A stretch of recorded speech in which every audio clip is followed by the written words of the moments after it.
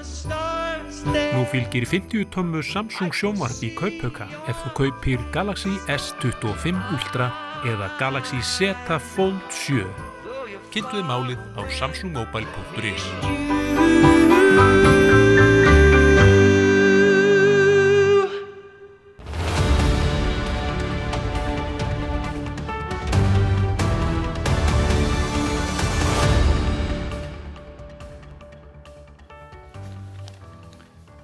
Komið heil og sæl og velkomin í Spursmál, föstudaginn 19. desember. Þetta síðasti þáttur þessa ágæta árs og við þökkum ykkur samfylgdina árunum sem að líða.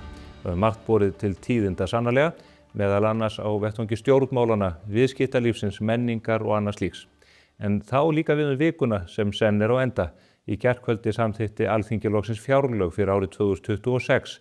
Það var eftir mikið jafl, jaml og fuður og það þurfti ansi mikið á að ganga til þess að hægt var að berja saman þessi mikilvægustu lög hvers árs. Niðurstaðan sú að ríkið verður áfram rekið með 20 milljarða halla á næsta ári og útgjöld ríkisins munu aukast 150.000 milljónir eða því sem næst. Það jafngildir 410 milljónum upp á hvern einasta dag ársins. Það er ákveðið áhyggjuefni meðal annars vegna þess verðbólguþrýstings sem að útgjöld ríkisins geta haft, en líka vegna þess að ríkið hafði lofað því, eða ríkisstjórnar meirihlutinn, að það hefði tekið á rekstri ríkisins á árinu. Við vorum í upphafi árs beðin sparnaðartillögur og þúsundir þeirra bárust, en fáar virðast hafa ratað í gegn eða haft tilætluð áhrif. Það var líka eftir því tekið við afgreiðslu fjárlagana í gærkvöldi að almannaheillafélög sem notið hafa afsláttara virðisaukaskatti þegar þau reisa yfir sig nýtt húsnæði, þau mun ekki njóta þess afsláttar lengur. Óskað var eftir því, eða það var Jón Gunnarsson sem óskaði eftir því að það ákvæði yrði framlengt, ekki síst í því að félög á borð við Landsbjörgu, Rauða krossin og Ljósið eru að fara að byggja yfir sig nýtt húsnæði og þetta mun hafa áhrif á áform þeirra í þeim efnum. En allt kom fyrir ekki. Almannaheillafélögin lentu undir þessari sleggju. Þetta er áhugavert meðal annars í ljósi þess að Kristrún Frostadóttir og Þorgerður Katrín Gunnarsdóttir þær höfðu lofað því að skattar yrðu ekki hækkaðir á fólki í landinu. Allavega ekki venjulegt fólk og ég leyfi mér að fullyrða að sjálfboðaliðarnir landið þvert og endilang sem að koma að starfsemi þessara félaga eru einmitt venjulegt fólk á Íslandi. En það var annað sem að kom upp úr dúrnum í vikunni. Það var alþjóðlegur samningur makrílveiðar. Sitt sýnist hverjum í þeim efnum og í Morgunblaðinu í morgun velta menn vöngum yfir því hvort að utanríkisráðherra hafi haft heimild til þess að ganga frá þessum samningum án þess að ráðfæra sig við Alþingi Íslendinga. Þarna er verið að ráðskast með mjög mikilvægar heimildir og hagsmuni Íslands. Eitt af því sem við tökum eftir í þessum samningi er að sá makríll sem íslensk fiskiskip munu veiða innan lögsögu Noregs mun þurfa að fara á fiskmarkaði Noregi, 2/3 hlutar þess sem veitt verður innan lögsögunar. Þetta mun hafa áhrif á fyrirtækin hér heima sem hafa fjárfest í búnaði og starfsfólki til þess að vinna þann afla sem að dregin að landi. Það áhugaverða í málinu er að ráðuneytið taldi enga ástæðu til að ráðfæra sig við þessi fyrirtæki og það er alvarlegt mál. Auðvitað þarf að ræða við þá sem að munu þurfa að vinna aflann, sækjan út á haf og þar fram til götunum. Halda menn í alvörunni að embættismenn í ráðuneytunum geti betur metið hvað áhrif þetta hefur á rekstur fyrirtækjana og þjóðarbúðun leið heldur en það fólk sem stendur í þessu stappi liðlangan daginn allt árið kring. Ég vil sýna ykkur auk þess eina litla klippu hér úr áhugaverðu hlaðvarpi þar sem að rætt er við Jón Bjarnason fyrir landbúnaðar og sjávarútvegsráðherra. Sjáu þið hvað hann hefur að segja makrílinn. Og að því að það var kannski eitt mál sem að var vendipunkturinn í þessari umræðu og það var blessaður makrílinn. Já. Hann eiginlega makríl og makrílveiðar Íslendinga á þessum tíma sem ég byrja að slá eiginlega Evrópusambandsumsóknina út af borðinu. Já. Þannig að makríllinn er kraftaverka fiskur. Þarna ræðir Ariel Pétursson, framkvæmdastjóri sjómannaútvegsráðs við Jón Bjarnason. Jón Bjarnason sat í ríkisstjórninni 2009-13 þar sem að reynt var að koma Íslandi inn í Evrópusambandið. En þetta er hans skoðun á því máli að makríllinn hafi reynst skeinuhættur í þeirri tilraun. Kann að vera að núverandi stjórnvöld sem að vilja allt gera til að koma okkur inn í Evrópusambandið sé að ganga frá þessu samningi með þessum hætti og á þessum hraða til þess að losa einn þröskuldin úr þeim vegi að koma okkur einmitt undir Brusselvaldið. Spyr sá sem ekki veit, kannski fáum við tækifæri til að ræða það við utanríkisráðherrann blessaðan á nýju ári. Og talandi ríkisstjórnina, svo við höldum því áfram, í Silfrinu á RÚV núna á mánudagskvöldið, þar ræddi Kristrún Frostadóttir af miklum móð þann árangur sem ríkisstjórnin hefur náð árinu sem að líða. Sjáið þessa klippu úr þeim ágæta þætti. Þetta ár hefur farið í að ná stjórn á hlutunum, að laga ríkisfjármálin. Við erum að helminga hallan af fjárlögunum milli ára. Við höfum séð vextir lækka 5 sinnum á þessu ári 1,75% sem 60.000 krónur fyrir meðal heimili ef þú tekur 50 milljón króna óverðtryggt lán. Við höfum séð skuldir lækka 7,5% af landsframleiðslu eftir velheppna tiltekt og sölu á Íslandi. Þetta eru áhugaverð orð úr munni forsætisráðherra. Ég ætla að leyfa mér hér á þessum vettvangi að gera ákveðna athugasemd við þau. Það hefur verið bent á það oftar en einu svona síðustu dögum að stýrivextir hafa ekki lækkað 1,75% á þessu ári. Þeir hafa ekki einu sinni lækkað 1,75% frá því að þessi ríkisstjórn tók við. Staðreyndin er sú að þeir hafa lækkað 1,25% og á þessu er regin munur og það sjá það allir. Það er mjög vont þegar stjórnmálamenn segja ósatt eða ekki rétt frá og þeim getur orðið á í messunni og þeir geta þurft að leiðrétta orð sín. En þegar þeir halda áfram að halda ósannindum fram til þess að slá ryk í augu fólks, þá er það með öllu óþolandi. Það væri óskandi að forsætisráðherrann strengdi þess áramótaheit að segja þjóðinni satt og rétt frá í hvívetna. Það skiptir miklu máli upp á það að stjórnmálin njóti áfram trausts í landinu. Við erum að fara hér inn í spennandi og skemmtilega þátt. Hingað er að koma góðir gestir, reyndar innanhús, Marta María Jónasdóttir Winkel sem heldur utan Smartlandið víðfræga. Hún ætlar að ræða hérna við mig ásamt Hermanni Nökkva Gunnarsinni sem fjallar innlend málefni og erlend og ekki síst stjórnmálin og svo Bjarni Helgason, íþróttafréttamaður. Við ætlum að fara yfir það hvernig árið 2025 lítur út í baksýnisspeglinum og kannski skyggnumst við að einhverju leyti yfir árið framundan eða hvað það kann að bera í skauti sér. Þegar því er lokið ætla ég að ræða við Guðmund Kristjánsson, útgerðarmann sem oftast er kenndur við brim. Hann hefur staðið í miklum stormum þetta árið eins og sjávarútvegurinn allur og ég ætla meðal annars að spyrja hann út í það hvað olli því að hann hvarf svo skjótt sem raun varð á úr embætti formanns samtaka fyrirtæki sjávarútvegi. Hvet ykkur til að fylgjast með þessu áhugaverða viðtali. En áður en að öllu þessu kemur, þá var það Ásthildur Hannesdóttir, kollegi minn, sem ætlar að fara við pólitíkina eins og hún blasir við okkur á samfélagsmiðlunum. Fylgjast þið með. Það var mikil spenna og eftirvænting í loftinu hjá stjórnmálafólkinu okkar í vikunni. Já, það var svoleiðis keppst við að klára öll mál fyrir jólafrí og óteljandi atkvæðagreiðslur langt fram eftir öllu. Alveg massa stemmari, sko. En núna bara bíður þeirra, mánaðalangt jóla og áramótafrí. Ekkert eðlilega næs innivinna, að vera svona alþingismaður. Það bara dunda sér og daðlast eitthvað. Já, æði. Logi Einars og Jón Gnarr bættu samfélagsmiðla ásjónu sína og skiptu báðir forsíðumynd í vikunni á Facebook. Myndin hans Jóns, hún er mjög kjút og svona, tímalaus, en myndin hans Loga er svolítið svona temporary, svona jólasveinamynd, sem er pínu fyndið því að, ég veit ekki með ykkur, en mér finnst Jón Gnarr einhvern veginn aðeins meiri jólasveinn en Logi. Þetta hefði átt að vera öfugt, eða ekki? Rósa Guðbjarts fékk sér rækjubrauðtertu í einni af fjölmörgum kaffipásunum á þinginu á dögunum, en Diljá Mist, hún er náttúrulega í ótímabundnu aðhaldi og fékk sér auðvitað bara harsoðið egg. #ægin. Viðreisnarmamman Togga Gunn smurði matakeks með smjör og osti ofan í alla viðreisnarungana sína. Þetta kallar maður að vera alvöru móðir. Framsóknarmatumurnar Halla Hrund og Ingibjörg Ísaksen tóku þátt í kertafleytingu til minningar alla drengina sem týnt hafa lífi vegna brotalama í kerfinu. Já, þetta er virkilega fallegt framtak og þessar tvær fallegu framsóknarsálir, þær láta sig þetta varða og ég er stolt af þeim. Þetta er mjög verðugt verkefni, mjög. Hildur Sverris lét forsætisráðherra heyra það allan þennan falsfréttaflaum sem hún hefur ítrekað dregið upp í tölum sínum á stjórnartíðinni. Já, það finnst Hildi bara vera óboðlegt með öllu, Og já, hún er kannski bara ekkert ein það. Sigríður Andersen gjammaði eitthvað alls konar nefskattinn svokallaða á dögunum.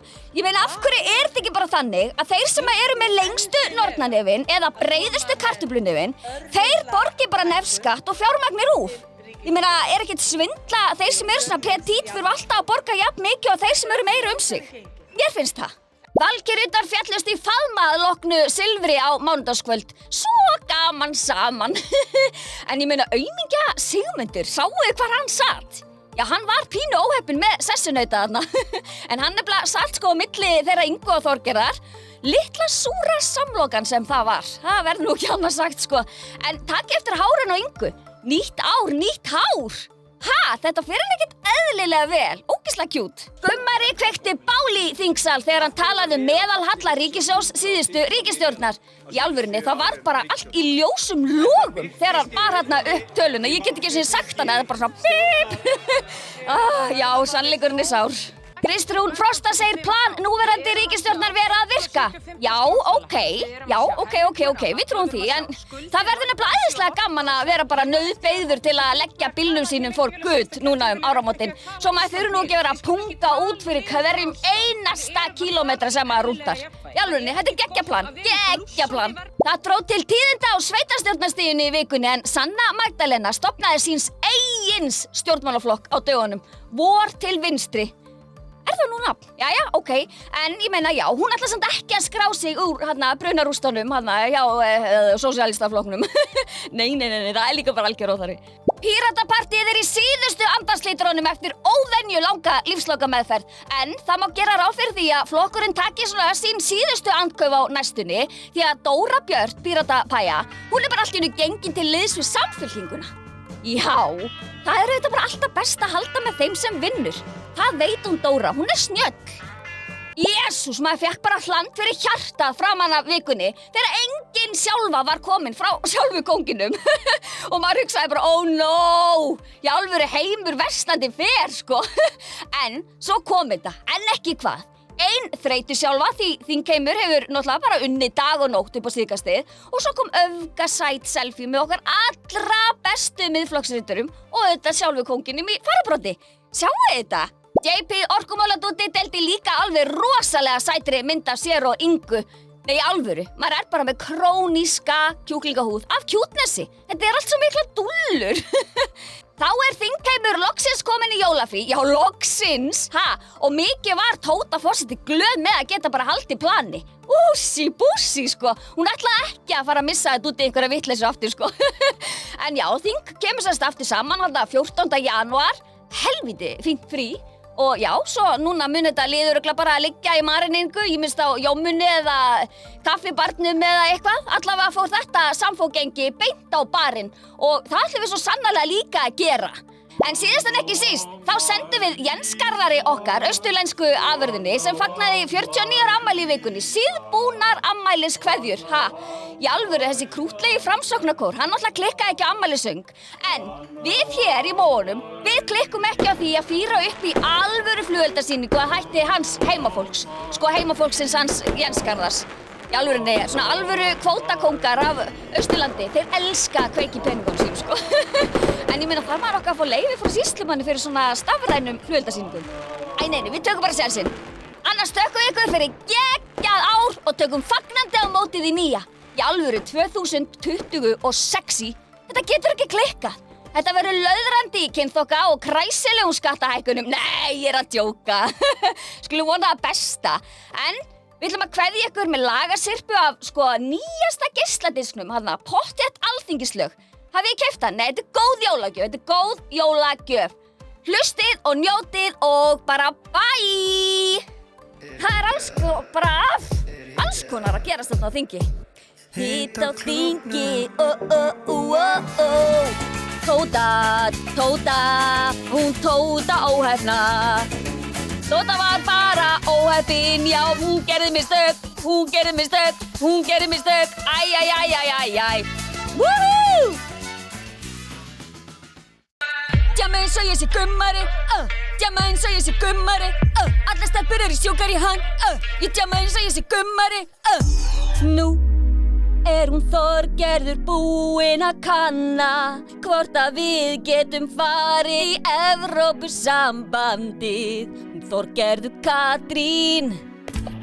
Ég er sjálfur kóngur á öllum stundum, á þingin og heima. Ég er sjálfur kóngur á öllum stundum, á þingin og heima.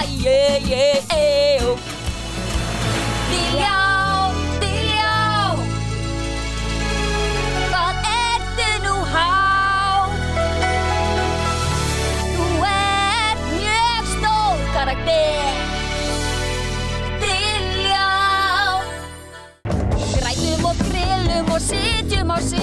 og útgerðunum drekkjum í kapp.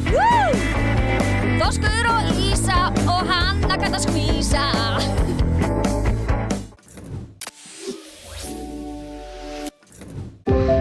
Nú fylgir glæsilegur kaupauki með nýjum samlokusímum frá Samsung.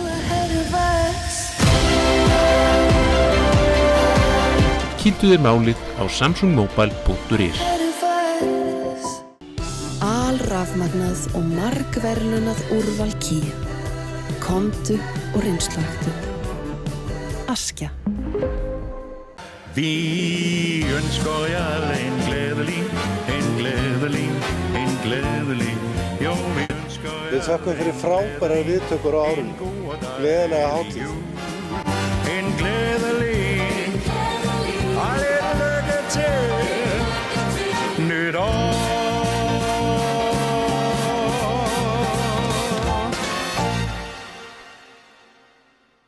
Klæddu bygginguna í stíl með álklæðningu frá Límtré Vírnet. Íslensk framleiðsla, nýsköpun og áratuga þekking. Kynntu möguleikana á limtrevírnet.is. Skaðabætur, miskabætur, sárabætur, sjúkrabætur, slysabætur, uslabætur, þjáningabætur. Bótaréttur.is 520 51 00. Ég eiginlega bara afgreiddi þetta allt bara í einhverju 2 ferðum í A4. Spil í möndlugjöfina og fyrir spilakvöldið og þú veist, gjafir fyrir alla krakkana í stórfjölskyldunni. Sköpum samverustundir jólin. A4 fyrir skapandi líf.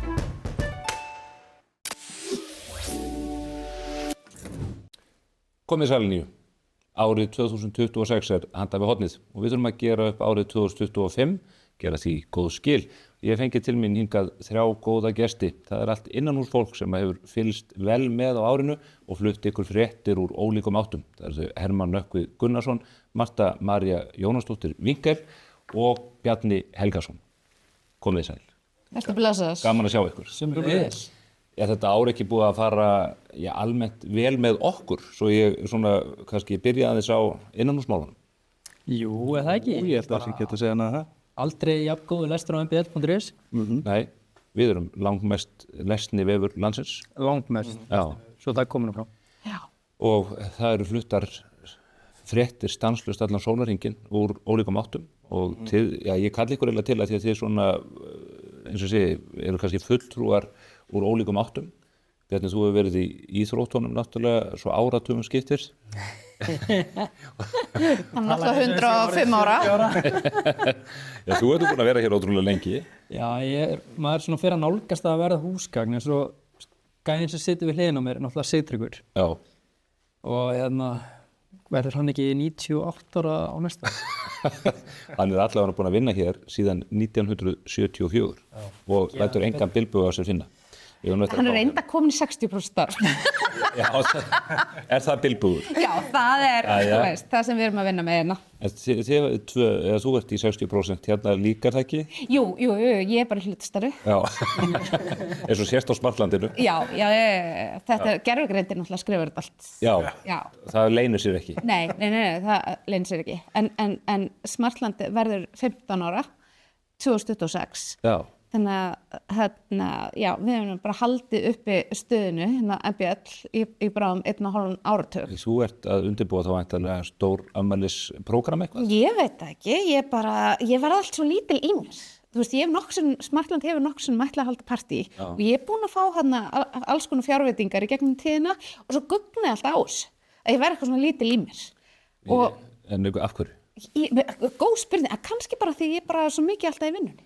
Við heldum 2 ára afmælis. Já, ég veit það. Þetta er aumingjaskapur í mér, ég átta mig á því. Á ég kannski að halda þetta partí fyrir? Já, það væri fínt. Já, ég tek það að mér. Ég vil bara fá svona, þú veist, svipað eins og spursmálapartíið. Bara aðeins flottara. Aðeins flottara með, þú veist, aðeins fleiri konum. Bleikari í vafi. Já, bara svona, þú veist, það var reyndar rosalega mikið af skemmtilegum gestum í partíinu hjá þér.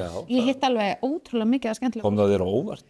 Nei, alls ekki, alls ekki. Ég bara, það er bara mjög mikið fjör. Hver er afmælisdagur Smartlandsins? 5. maí. 5. maí? Já. Þá takið þið daginn frá, drengir. Klárt, ég mæti. Hermann, þú ert nú hér reyndar í hlutastarfi, þú ert í námi í háskólanum? Já, stjórnmálafræðinni og búin að vera hérna síðan mæ 23 en það búið að vera alveg ótrúlega mikið að gera hérna á þessum stutta tíma. Það alltaf eitthvað að gera. Margar kosningar og maður hefur auðvitað mjög gaman að þeim og sérstaklega við tókum fjöldum mikið stjórnmálum vestanna sem í spursmálum á síðasta ári og þetta búið að vera svolítið eftir að Trump kom í embætti þá búið að vera nóg að fjallum í kjölfar þess og í raun snerti líka bara innlenda vettvangi líka í tengslum við tollastríð og því líkt þannig að það alltaf nóg að vera. Hann mjög fréttaskapandi maður. Já. Hann heldur okkur í starfi. En ef ég fengi ykkur svona bara ef við horfum svona almennt yfir árið 2025, hvað einkennir þetta ár þegar að við lítum tilbaka? Vá, þetta stór spurning. Mér finnst að vera hvað það mikil ófyrirsjáanleiki og búið að vera svolítið ákveðin svona glundur. Það búið að vera, og ég nefni bara þegar við vorum að tala Trump, það einhvern veginn, hann segir bara eitthvað nýtt á hverjum degi og það einhvern veginn, það fylgir svo allir. Það getur verið þá í tengslu við eitthvað stríð fyrir botni Miðjarðarhafs, það getur verið einmitt tollastríð eða eitthvað þannig og mér finnst einhvern veginn allir þurfa að fylgja þessu. Og við tökum alveg eftir að það mikið að geðþóttaákvörðum. Einn daginn þá hann að styðja við það að Úkraína tæki land á Rússum og næsta dag vill hann að Úkraínum gefa eftir og allavega svona upp á fréttadeildinni þá alveg ótrúlega mikið svona í kringu þennan mann og við sjáum það að íslenskir ráðamenn hafa þurft að ávarpa það sem Trump segir bara nánast aðra hverja viku á þessu ári. Það svona upplausnar ástand á þetta, það ófriðlega. Það ég hitti miðil daginn og hún sagði mér að kerfin hefði svolítið verið að brotna 2025 og svo myndi þetta púslast betur saman 2026 og ég náttúrulega hef ekki, ég ekki sérfræðingur í þessu, nú ég bara að hafa eftir sem var sagt mér, þannig að þetta samkvæmt svona stjörnuspánni að það meikar þetta alveg sens vegna þess að það einhver svona stjörnurnar eru staðan á þeim eitthvað að breytast sem mun hafa áhrif á næsta ár. Með jákvæðum hætti. Já, og að 2026 að það myndi að púslast betur saman, þannig að kerfin hafa svolítið verið að hrynja á þessu ári og svo mun þetta svona, þú veist, laga sig og finna sér farveg og þeir sem eru heiðarlegir og svona að þeir verði sigurvegarar næsta árs en þeir sem eru óheiðarlegir og hafa svona verið alltaf að skýta mixa eitthvað að þeir munu tapa. Það ennþá von. Það ennþá von. Já, það bara, þú ert með fulltrúa heiðarleikans í settinu. Vitringarnir 3. Já, vitringarnir 3. Já, þú veist, við náttúrulega sem erum í íþróttunum þá þetta bara annað svolítið svart eða hvítt, annað vinnur bara að taparu. Landsliðunum okkar, við fórum á 4 stórmót og gekk bara ekki nógu vel á þeim öllum eiginlega. Þannig að ég myndi segja kannski bara vonbrigði svolítið. Þungur róður hjá landsliðunum. Já, alveg karlalandsliðið í handboltanum alltaf tapar einum leik á sínu stórmóti og sem verður til þess að þið komast í 8. úrslitin og endi 9. sæti. Þeir töpuðu bara leiknum sem þeir máttu alls ekki tapa.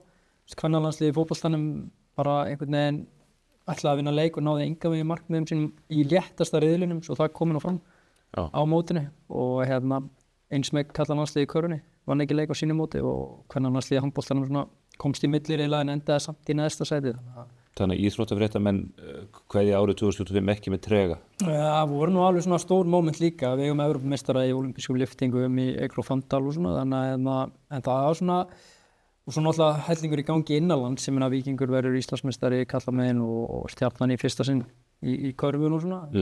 Þú veist ekki það, Garbaðingur? Eldur betur og stórtíðindi þetta vestan líka. Já, vestramenn, bikarmeistari í fyrsta sinn. Já, og svona, það nú svona einmitt svart eða hvítt, þeir verða bikarmeistar og svo þeir fallnir og það bara allt í upplausn á Ísafirði. Já, það einmitt að finna, ég var að tala við þjálfarinn daginn sem var einmitt að segja, ef þú viltu velja þér starf með litlu starfsöryggi þá skaltu gerast knattspyrnuþjálfari.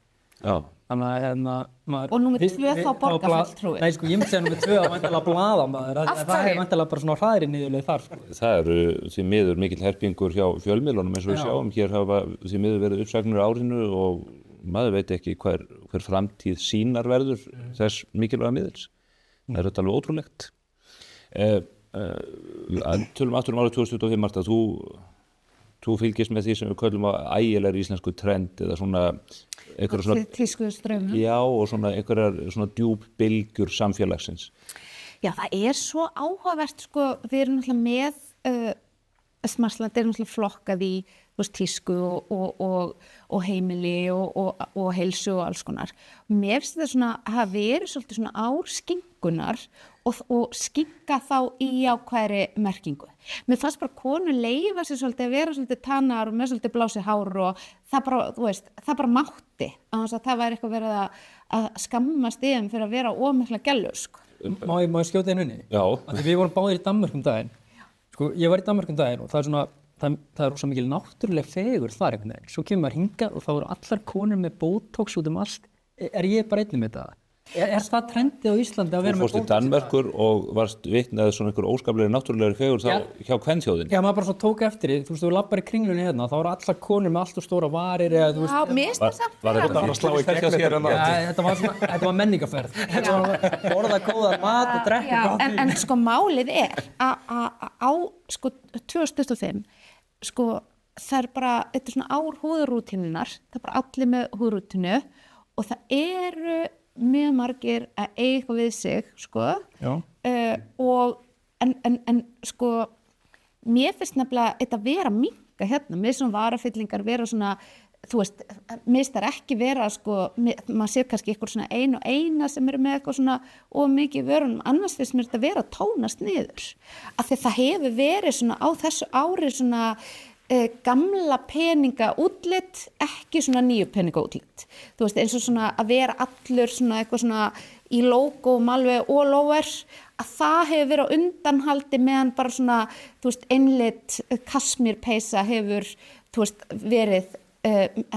verið vinsælli heldur en einhver svona logópeysa. Einfaldur vandaður stíl. Já, eitthvað svona, þú veist, og svona Loro Piana meira og minna eitthvað svona í Louis Vuitton, það sem einhver svona ægilega mikið að einhverjum merkjum. Hvernig horfa þessi botox-mál við þér, Hermann? Já, ég skildi ekki annað orð sem kom hérna fram, sko. Þetta er alveg náttúrulega frá Keflavík. Ég reynda frá Njarðvíkur, sko. Er þið mikið í svona fyllingarefnum þar? Sko, ég ætla ekki að láta hérna brenna með okkur stjaka eins og Bjarni Helga hérna eftir þáttir, þannig ég ætla ekki að fara að tala. Hann að reyna það.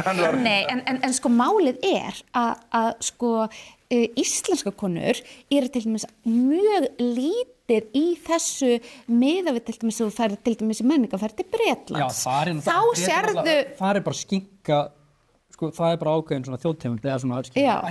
En sko það alltaf svolítið talað Reykjanesið sem svona heimabæ skinkunar. Já, það? Já, vissir það ekki? Nei, vissi það ekki, það hefur farið fram hjá mér.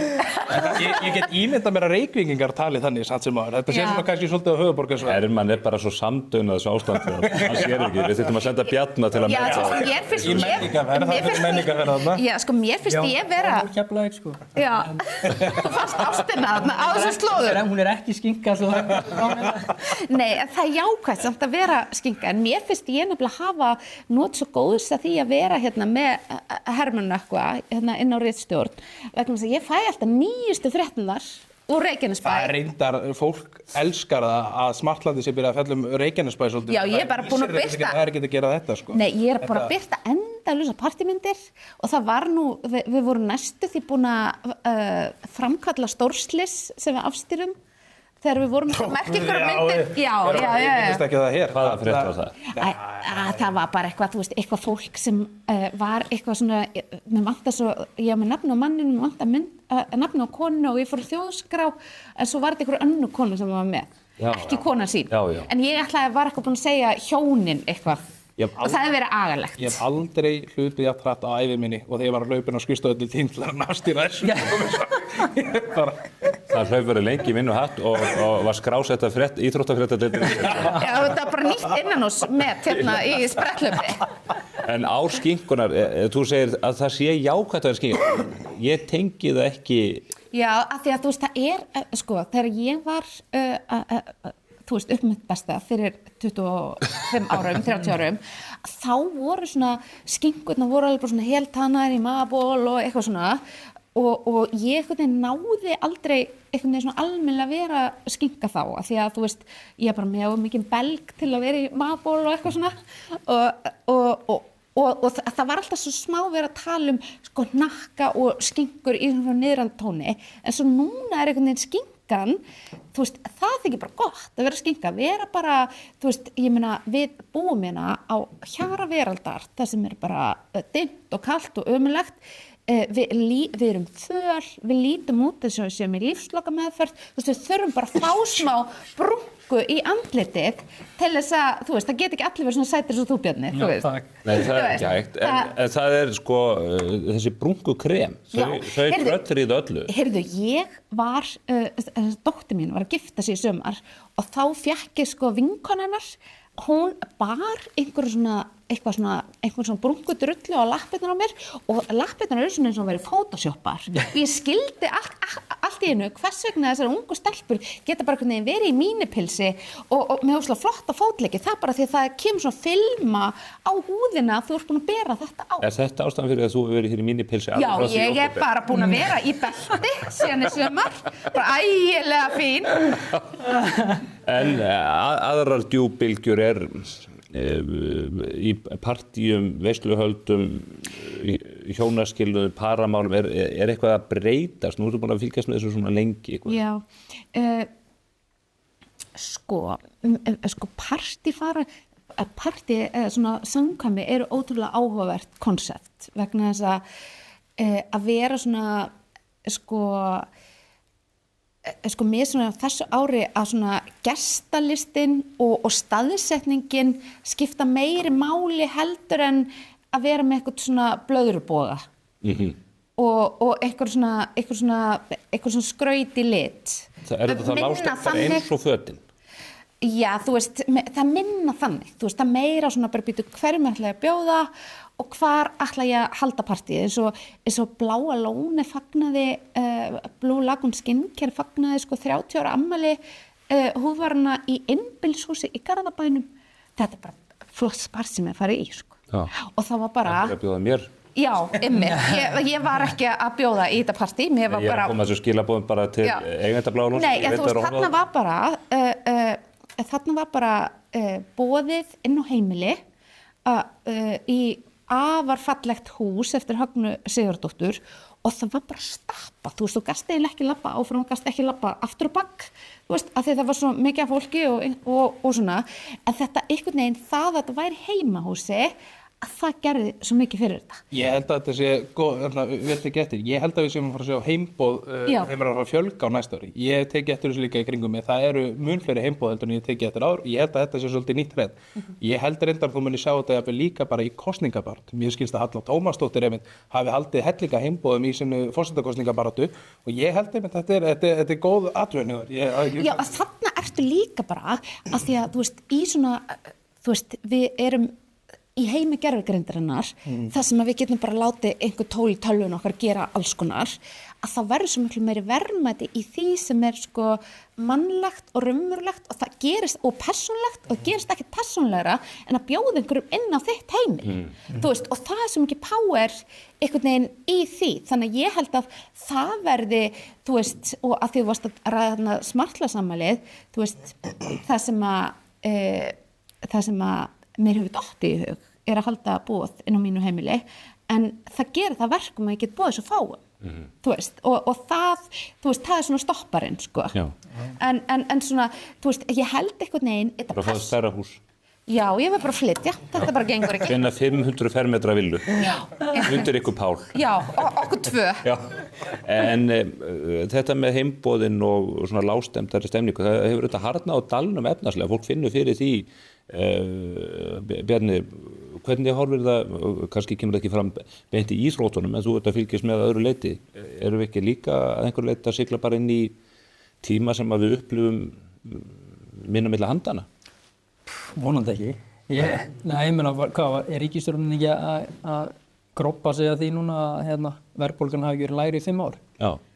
Já, greiðslu fyrir fólk sem náttúrulega hækka mjög mikið og ég veit ekki hvort þetta sé, maður getur kannski ekki eitthvað miðað út frá sínum félagsmiðlum sem maður skoðar, það er náttúrulega einhver algoritmi og einhver hellir sem er með í kringu sig. En mér finnst svona fólk vera ferðast minna og það er svona minni sláttur á fólki. svo færri að kaupa sér einhverja nýja borplötu og það tekur allavega svolítið mikið eftir í að það var aldrei verið svona mikið útsölu svona rétt fyrir jól. Og þetta ekki bara, þú veist, og þetta ekki bara hérlendis vegna þess að á þessum erlendu síðum þá þú veist, eins og Other Stories sem æðislega skandinavísk keðja, þeir eru með bara útsölu á sínum varningi núna. Þá hugsaum bara að það er engin með útsölu að það blúsandi sala, ekki kortri fyrir jól. En það er bara svo mínu bestu menn í Fjóra Reykjavík sem að ég mæli þetta með að jólinn. Að ekki auglýsing. En það er náttúrulega að þeir náttúrulega, sko, þeir hafa ekki verið með mikið á útsölum bara sérstaklega ekki fyrir jól, en þeir voru með útsölu núna bara kringum Black Friday dag og svo aftur núna, þannig að eitthvað sem hefur aldrei verið hjá maður, þannig að maður ímyndar sér að svo kannski líka bara kaupaðum fólks að breytast. Þú spurði Bjarna sko í íþróttafélaginu hvort þetta geti haft áhrif á þau, svona þess efnahagsástand. Bara maður lesi í Mogganum í dag viðtal við framkvæmdastjóra, var ekki Höldur bílalegan sem var að taka viðtal við framkvæmdastjóranum þeim og hann segir út af kílómetragjaldinu sem að fara að taka gildi væntanlega áramótin að fyrsta sem þeir skoða er starfsmannahaldið og síðan nefnir hann að við erum að styðja við ykkur 110 íþróttafélög, heimildarfélög og alls konar félagsstörf um allan og það þarf að skera niður þar. Og það er kannski sem margir óttist núna þegar þeir sjá að ferðaþjónustan, það er bara miklar áhyggjur þar uppi, bæði vegna hækkandi vörugjalda á bíla, tolla. Það er nú þegar mikill samdráttur. Já, mikill samdráttur þegar og kílómetragjaldana, en síðan það líka í sjávarútveginum að þetta eru, þessar greinar, fyrirtæki innan þessar greina auðvitað styðja svakalega við hvort sem það eru bæjarhátíðir, íþróttafélög, nemendafélög, alls konar svona klúbbar. Líknarstarf ýmiss konar. Já, þannig að það verður áhugavert að sjá einmitt hvort að það muni fara að hafa áhrif þar, en ég held einmitt að maður nefnir út í á Suðurnesjunum, við erum ótrúlega mikið af bílalegum þar og maður ræði við fólk sem einmitt að vinna hjá þessum bílalegum. Þar eru bara verulegar áhyggjur því að það verði ráðist í talsverðar uppsagnir núna á næsta ári og þannig að ég held að, maður nefnir að atvinnuleysi þar er komið yfir 7% á Suðurnesjunum og það stendur bara í að það muni hækka og virðist vera þannig líka bara á landinu almennt ef það verður samdráttur í íbúðaruppbyggingu sem menn eru að tala að þá væntanlega verða líka einhverjar uppsagnir hjá þessum byggingaverktökum. Það hefur harðnað á dalnum á þessu ári, það sýna tölur og tilfinning fólks líka, en þetta er ár Kristrúnar Frostadóttur, þetta er fyrsta heila starfsár hennar sem forsætisráðherra, hún tók við 21. desember í fyrra, það er að smelli í 1 ár, er ekki ótt að segja að þetta sé hennar ár, hún hefur verið aðsóknsmesti stjórnmálamaður Íslands. Langvinsælasti stjórnmálamaður Íslands, hefur tekist að halda saman ríkisstjórninni sem hefur framan ári verið alveg ótrúlega vinsæl meðal þjóðarinnar, þó kannski hefur aðeins minnkað undanfarna mánuði, en ég held að sé engin á því að það er engin stjórnmálamaður hér á Íslandi og kannski engin opinber persóna á Íslandi sem hefur kannski verið jafn mikið á milli tanna á fólki og hreinlega, ég kannski segi allavega innan stjórnmáluna, þá er engin jafn vinsæl og Kristrún Frostadóttir.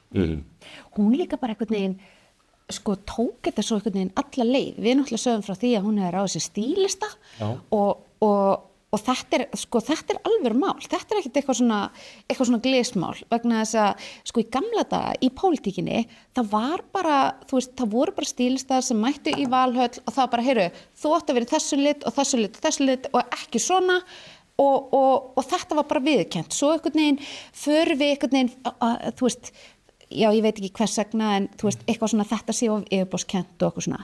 Málið er bara sniðsum að þurfa að vera á réttum stöðum. Þú veist, þú þarft að velja fatnað út frá líkamsvexti og þarna ræður Kristrún sem að hefur kannski ekki eitthvað svona gríðarlegan áhuga á einhverjum fatnaði og efnum og svona, að hún ræður Huldu Halldóru Tryggvadóttur sem er bara mjög fær stílisti og hún bara gerir hann upp. Þú veist, fyrsta mómenti er þegar að hún kaupir á hana paljettu blússuna sem hún var í á kosningakvöldinu og einhvern veginn svo bara, þú veist, svo er þetta bara, maður bara fylgist með í hverju hún er og það er, sko, þetta er útpælt. Og er vel gert. Virkilega vel gert. Og þú veist, það mættu fleiri gera þetta vegna þess að Guðrún Hafsteinsdóttir gerði þetta, hún mætti nú, var það ekki við þingsetningu og bara eins og nýslegin túlskipting. Já, það var bara ekki, hún var bara ótrúlega glæsileg. Það er Hermann Ökkur sem er að ráða ekki henni. Já, hann er stílasti. Nei, hún hafði vit á því, hún Guðrún, að fara til Hrafnhildar sem er æðisleg búð, selur bara, margir halda sko að hjá Hrafnhildi sé einhver svona konubúð en þetta bara búð fyrir allan aldur, þú veist, ef þú vilt bara vöndu föt þá ferðu þarna, Stenström og eitthvað. Þannig að skíðagala. Já, Goldberg og Ég sé þig svoleiðis. Já, þú veist alveg bara í hana. Ég fer alltaf þangað og kaupi skíðagala.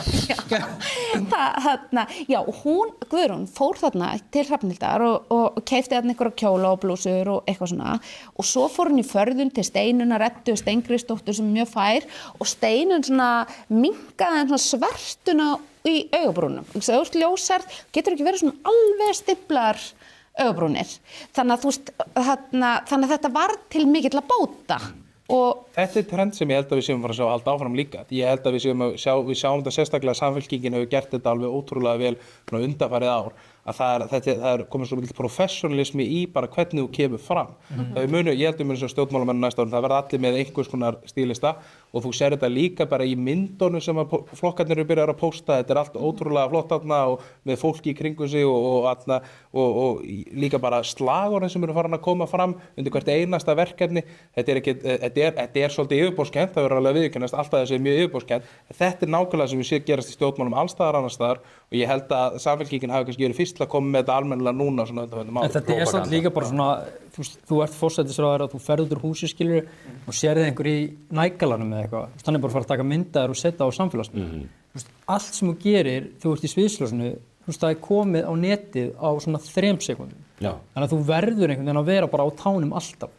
Þetta var ekki þannig skil. Þetta er líka bara svona með pólitíkina, þetta er smá svona cult og personality að formenn flokkana skipta bara mun meira máli heldur fólk átta sig oft á. Það eru formenn flokkana sem fá 80% athyglinni, það eru þeir sem hún hlustar á, einhver þingmaður heldur frábæra ræðu, hann er ekki að fara að hreyfa náluna fyrir neitt flokk. Þannig ég held að menn sé að fara að sitja með svo svakalt púður í formenna, þeir komi vel fram, líti vel út og í raun og veru það verður allt fínpúsa, alla tilkynningar og allt þetta og þetta verður sniðið í kringum formanninn og út af því að fólk er heldur að átta sig að það er formaðurinn endanum sem að mun hafa mest áhrif á fylgi flokkana. Og sko, það er náttúrulega búið að greina þetta onni örendir í Bandaríkjunum og svona og rannsóknir sýna það að fólk sem er vel klætt að því bara vagna betur. Það með hærri laun, það fær betri stöður og þú veist heldur en þeir sem eru með slappari klæðaburð. Þetta spila saman. Það varð uppi fótografið hér á ríkisstjórninni þegar Björn Skúlason, eiginmaður forsetans, mætti brúnum skóm í Élysée-höll í París. Það er stílista mál líka, prótókoll og annað. Þú sagðir að margir mættu taka Kristrúnu sér til fyrirmynda. Getur þú nefnt nokkra sem mættu á árinu 2026 að ráða Huldu Halldóru eða aðra slíka? Sko, nei, þú veist, ég get það nú ekki. Sko. Af hverju ekki? Sko, máli er bara... Þetta er bara á milli okkar 4 hér. Já, ég veit það. Nei, en svona, sko, ágæt regla er að þú veist, bara útrúlega þingheiminn. Ekki vera í einhverjum verslunum í Eystrasaltslöndunum, þú ert búin að fá þau smá og kaupa einhver föt. Sleppa því. Okay. Getur nefnt okkur dæmi um eitthvað? Nei, ég bara, þú veist, ég bara segir svona. Þetta er bara handahófi? Já, þetta er bara svona handahófi. Nei, þú veist, það eru sko flestir sem þyrftu stílistaráðgjöf. Þetta er líka bara spurninga eins og bara, þú veist, hvaða skór passa við hvað? Þetta er til dæmis eins og það er agalegt að sjá þegar konur í ökklaskóm við kjóla. Og það myndast svona bil. Það er kannski, þú veist, það er bara eitthvað svona bil og það sem þetta gerir, þó þú sért í svörtu sokkabuxum og pilsið svörtu og eitthvað svona, að þetta klippir af hæðinni.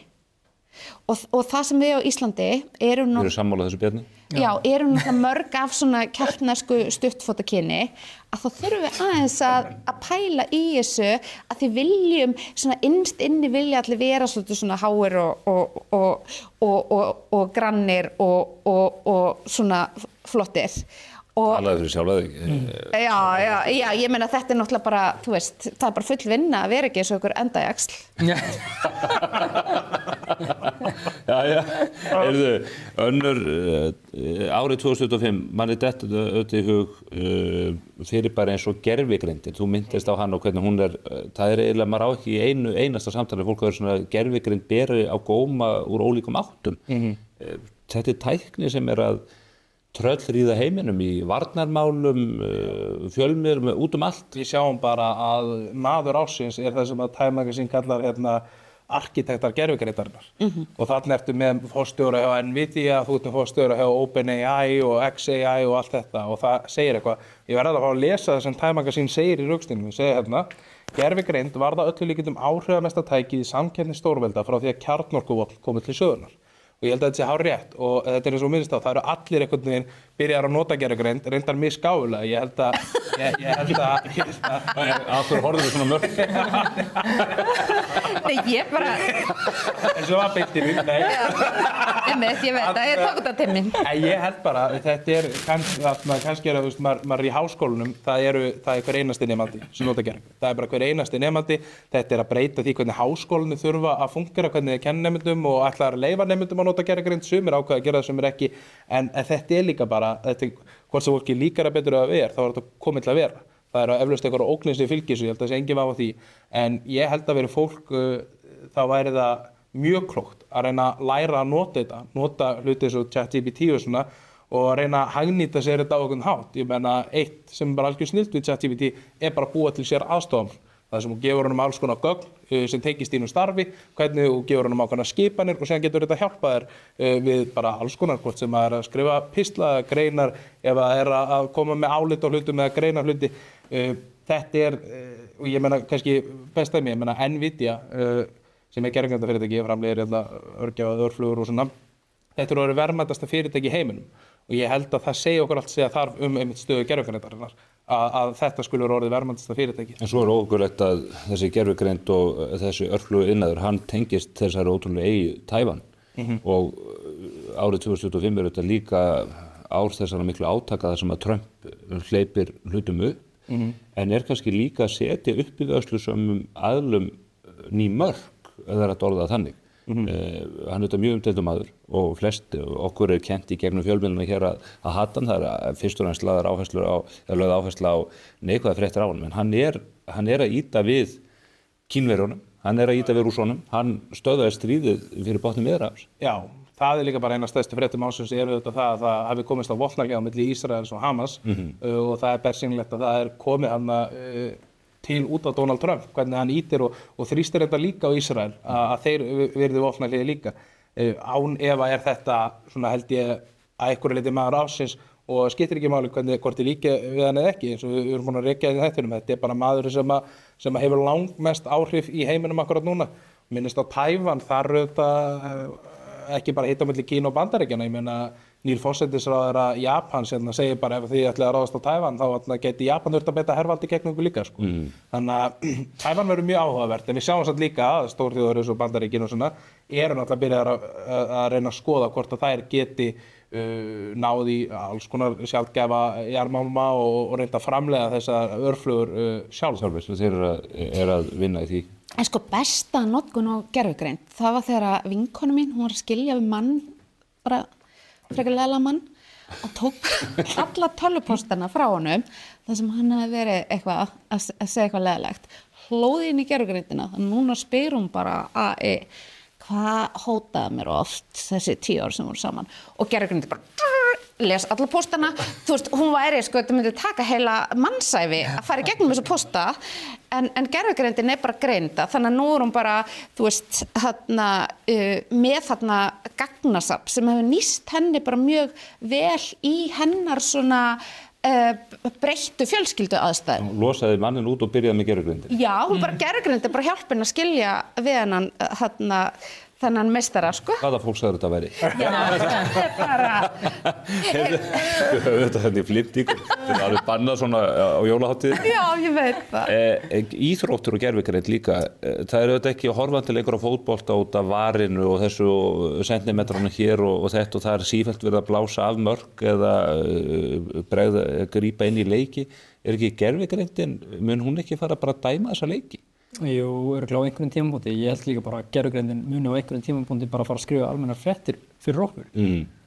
Þannig að Við sökum bara fyrir okkur hér í dag. Já, ég er svona... Sjáumst ekki á næsta ári. Það verið komin vélmenn í setti eftir 10 ára eða eitthvað. En svona, hún er svona, fyrir þá sem hafa notað þetta, það er náttúrulega svona þýðingin á henni og svona þú getur fóðrað hana með þínum skrifhætti í rauninni.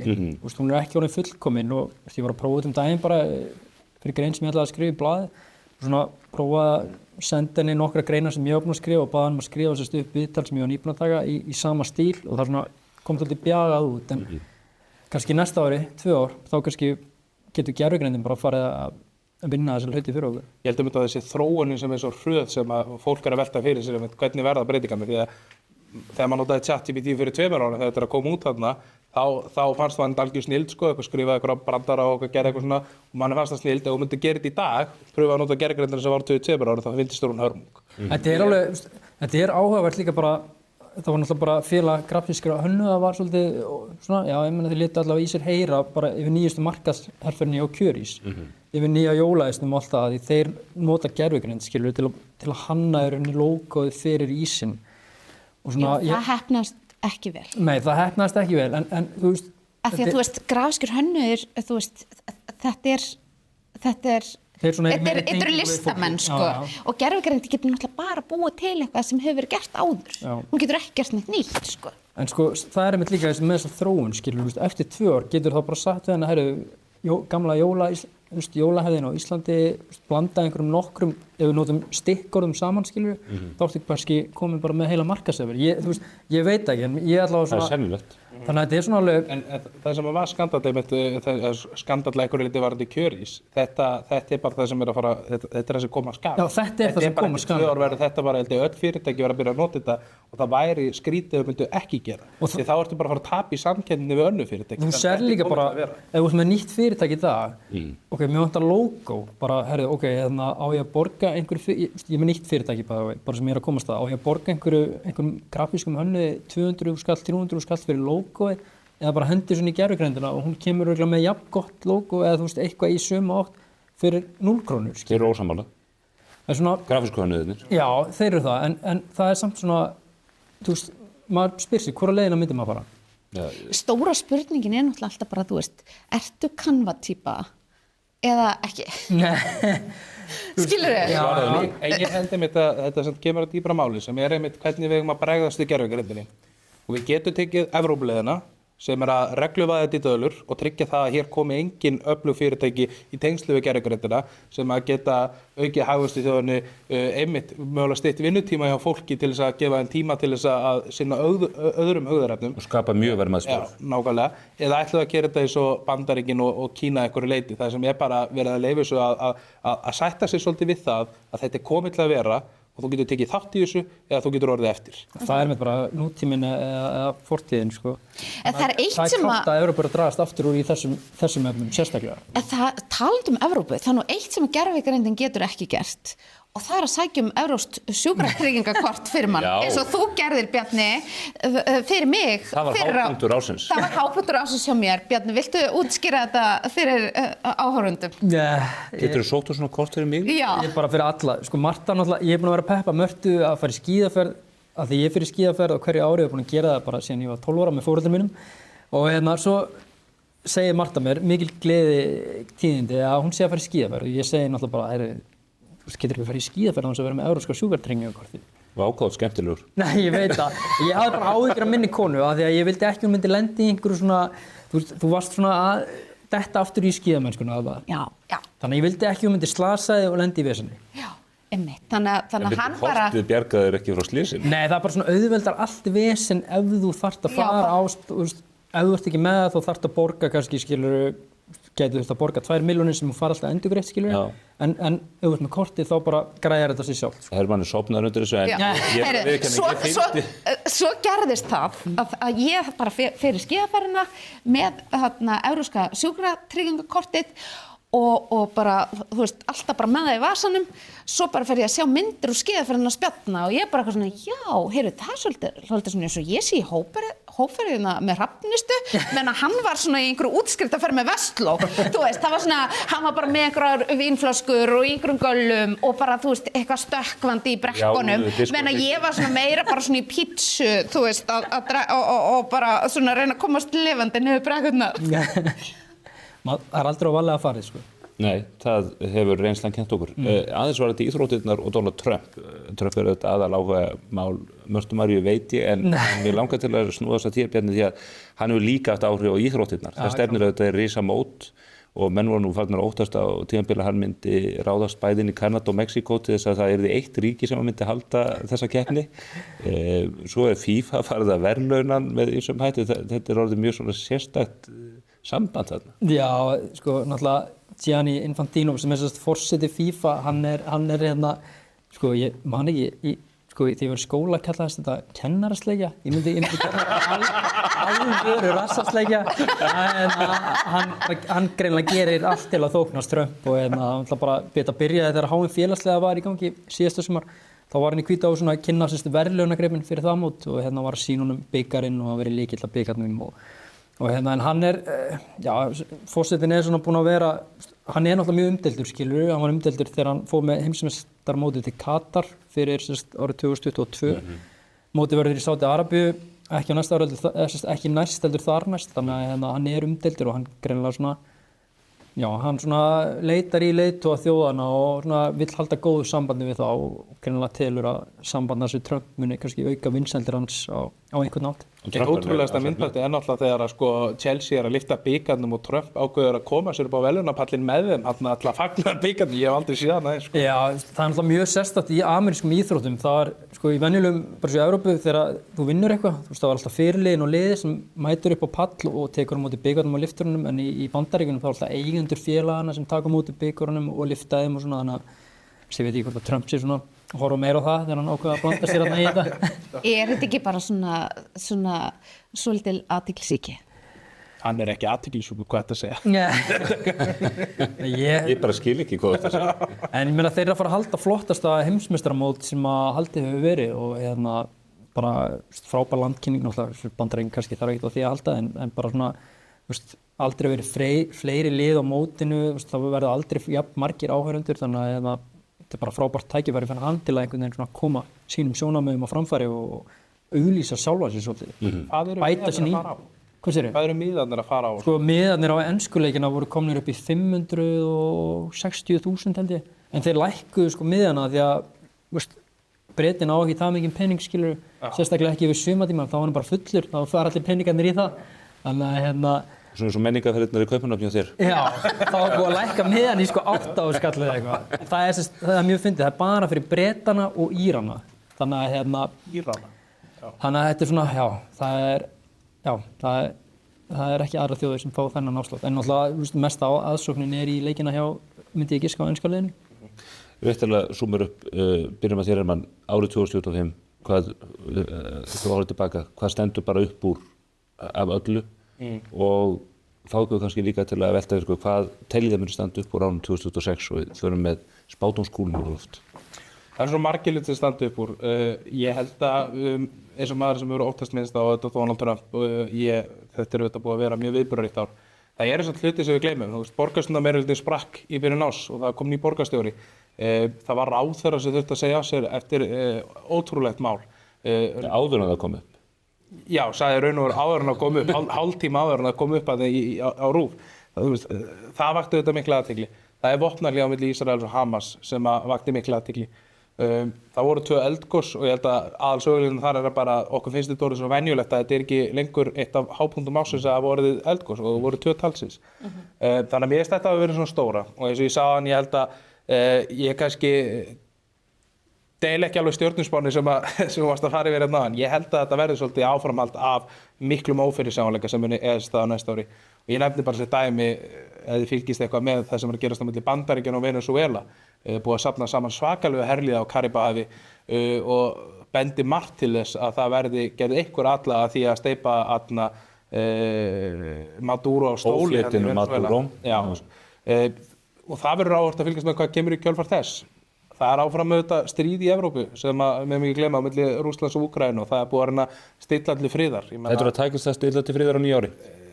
Ég ætla að leyfa mér að vona það, já. Ég ætla að leyfa mér að vona það.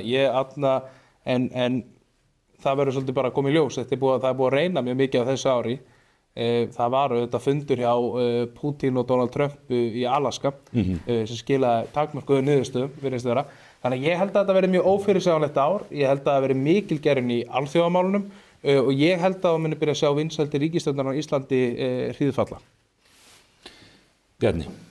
Vá, þetta stór spurning maður. Sko, ég með svona eiginlega 3 hápunta. 2 frekar persónulega. Dóttir mín sem 18 mánaða, hún byrja að segja pabbi. Það stór mál. Ég held hún væri eitthvað slóa því hún svo lengi að byrja að tala með bróður sinn, en hún farin að segja pabbi, þannig að ég fagna því. Ég gaf út bók, ævisögu Margrétar Láru, búin að tekka í það boxist af bucketlistanum. Að hafa skrifað bók. Og hún gengur vel. Hún gengur mjög vel, þannig að ég get tekka það út. Og svo, ég var náttúrulega staddur í lokakeppni Evrópumótsins í Sviss í sumar og var með mjög mikla væntingar farandi inn í mótið í léttasta riðlinum. Og það var svona ákveðin skellur í fyrsta leik, það búið að vera mikið svona dulúð yfir landsliðsbyrjunum, Hróðdísi Perlu Viggósdóttur, hvort hún myndi spila og hvort hún væri meidd og svo mætir hún bara ásist ekkert eitthvað frábæran leik og fer út af og allir halda hún sér meidd og bara spila ekki meira. Svo mætir hún í viðtal á mótinu og segir bara ég kúkaði mig. Þannig að á fækningsistu var með maðurinn, fekk niðurgangi í leiknum og það var svolítið svona það var bara dálítið mikið moment. Svona við vorum að tala þetta áður nefnilega því við vorum að taka upp áramótaverkir dámála. Já, einhvern veginn. Og það bara kannski, ég kúkaði mig, það svolítið bara svona lýsir frammistöðu liðsins svolítið bara á þessu móti. Það var ótrúlega hreinskiptin. Já, hver mætir myndi Kristján Frostadóttir mæti viðtal, ég kúkaði mig. Ég held nefnilega að þetta skefi tónin fyrir nýtt ár. Ég held nefnilega að hispusleysið og heiðarleikinn hann verði svona meira ríkjandi og að því það svo mikið power í því að segja bara satt og segja, þú veist, ég meina að það geta allir lent í því að kúka á sig á íþróttaleik, skilur við. Hér tölum við alltaf undir rós, þannig ég algjörlega ósammála en árið 2026, Björn. Já, ég held bara, ég ætla að fara inn í þetta ár með mjög opnum hug. Hvað segir miðillinn þér? Bara, þú veist, við vorum að tala gervigreind, skilur við. Ég held að starfið okkar sé að fara að breyta svolítið í átt að þessari með gervigreind og bara maður þurfa að taka því með opnum hug og einhvern veginn frekar læra að nýta sér að frekar að tala gegn því eða eitthvað svoleiðis og bara ég held að lífið sé og bara heimurinn sé að breytast einhvern veginn. Þannig að ég ætla að reyna að eyða meiri tíma samt með börnunum mínum. Aðeins minni tíma hér, vera meira með. Það var kannski líklegra til þess að þau segi pabbi oftar. Já, kannski svona er ég líklegra bara til að einhvern veginn vera móttækilegri fyrir breytingum, sko. Mjög gott. Marta, hápunktar ársins 2025? Þeir voru bara svo ótrúlega margir. Það var náttúrulega sjúkratryggingakortið sem að Bjarni sótt fyrir mig. Það voru... Þú lifir spennandi lífi. Ég lifir spennandi lífi. Ég fagnaði því á árinu að vera búin að vera 10 ár með manninn mínum. Fagnum því í Karibahafinu og sonur minn byrjaði menntaskóla, þannig ég vil ekkert hitt hann. Og stóru stelpurnar mín eru allar bara að gera alls konar sniðuga hluti.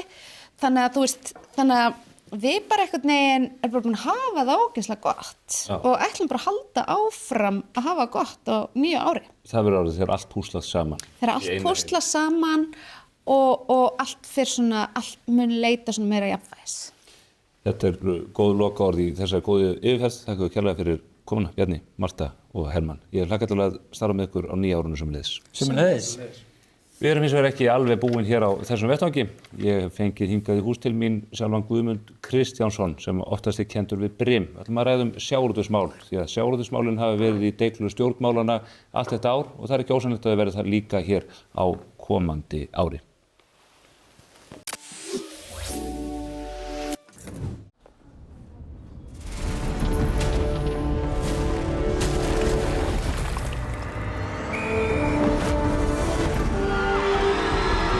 Hvern langar þig að hitta í dag? Pennin Eymundsson. Skerðu fetuna af útgjöldunum. Cardio. Einfaldari útgjöld. Bensínverð falla á allt og alla. Börnin dæla og skemmta sér. Okkar lægsta verð á öllum stöðvum fyrir alla landsmenn allan desember. Atlantsolía. Jólastöðin þín. Lexus RX. Komdu og reynslögtu RX 450H Plus Plug-in Hybrid. Þín býður óviðjafnaleg upplifun.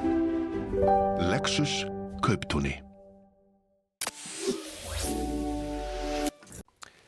Komið sæl að nýju.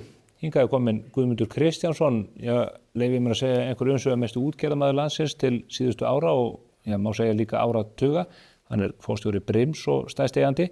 Ég ætla að ræða við hann stöðu Íslands sjávarútvegs sem hefur verið í deglunni, ekki síst út af vendingum í pólitíkinni. Blessaður Guðmundur. Takk fyrir. Þetta ég held að þetta sé raunsann lýsing. Sjávarútvegur hefur þetta lengi verið í umræðan í Íslandi en á síðustu mánuði eða síðasta árið dálítið miðpunkturinn út af pólitíkinni. Hver staðan á íslensku sjávarútvegi ef við drögum upp svona breiðu línurnar? Sjávarútvegurinn ssterkur. Fjárhagslega er hann mjög sterkur. Við erum búin að hagræða mikið á síðustu 30-40 árum. Kerfið sem við völdum desember 1983 hefur reynst vel. Þetta var farsæl ákvörðun og framsæli 1990 gefið okkur tækifæri. Við höfum haft stöðuleika. Við höfum fylgt alþjóða hafréttarsáttmálunum og FAO-reglum sem Sameinuðu þjóðanna. Þannig að sjávarútvegur í Íslandi er sterkur en við erum náttúrulega Íslandum finnst gaman að tala um okkur. Já, þetta er eina af þjóðaríþróttunum. Þú nefnir desember 83, það er þegar tekin ákvörðun aflamarkskerfið. Já. Og að veiðirétturum fór að fiskiskip, ekki til fiskvinnslunar, ekki til sveitarfélagana og ekki þann sem átti mestu peninga. Heldur til skipana. Já.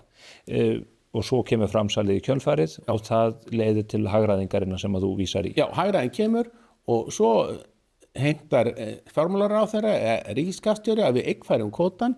Við mótmæltum, Hæstiréttur segir við að gera og Alþingi ákveður svo 1997 að við eigum að eignfæra alltaf veiðiréttin, ekki fiskinn í sjónum og ekki auðlindina, bara veiðiréttin og það erum við búin og Alþingi ákveða það að við mögum ekki afskrifa hana. Af því spekingarnir sögðu ef þetta er svona varanleg eign þá er mesta líkur að við búum til mest verðmæti fyrir þjóðina, ekki ríkiskassan. Af því að mitt prinsip er bara alveg, ég er búin að læra það núna að ríki er eitt og þjóðin er annað.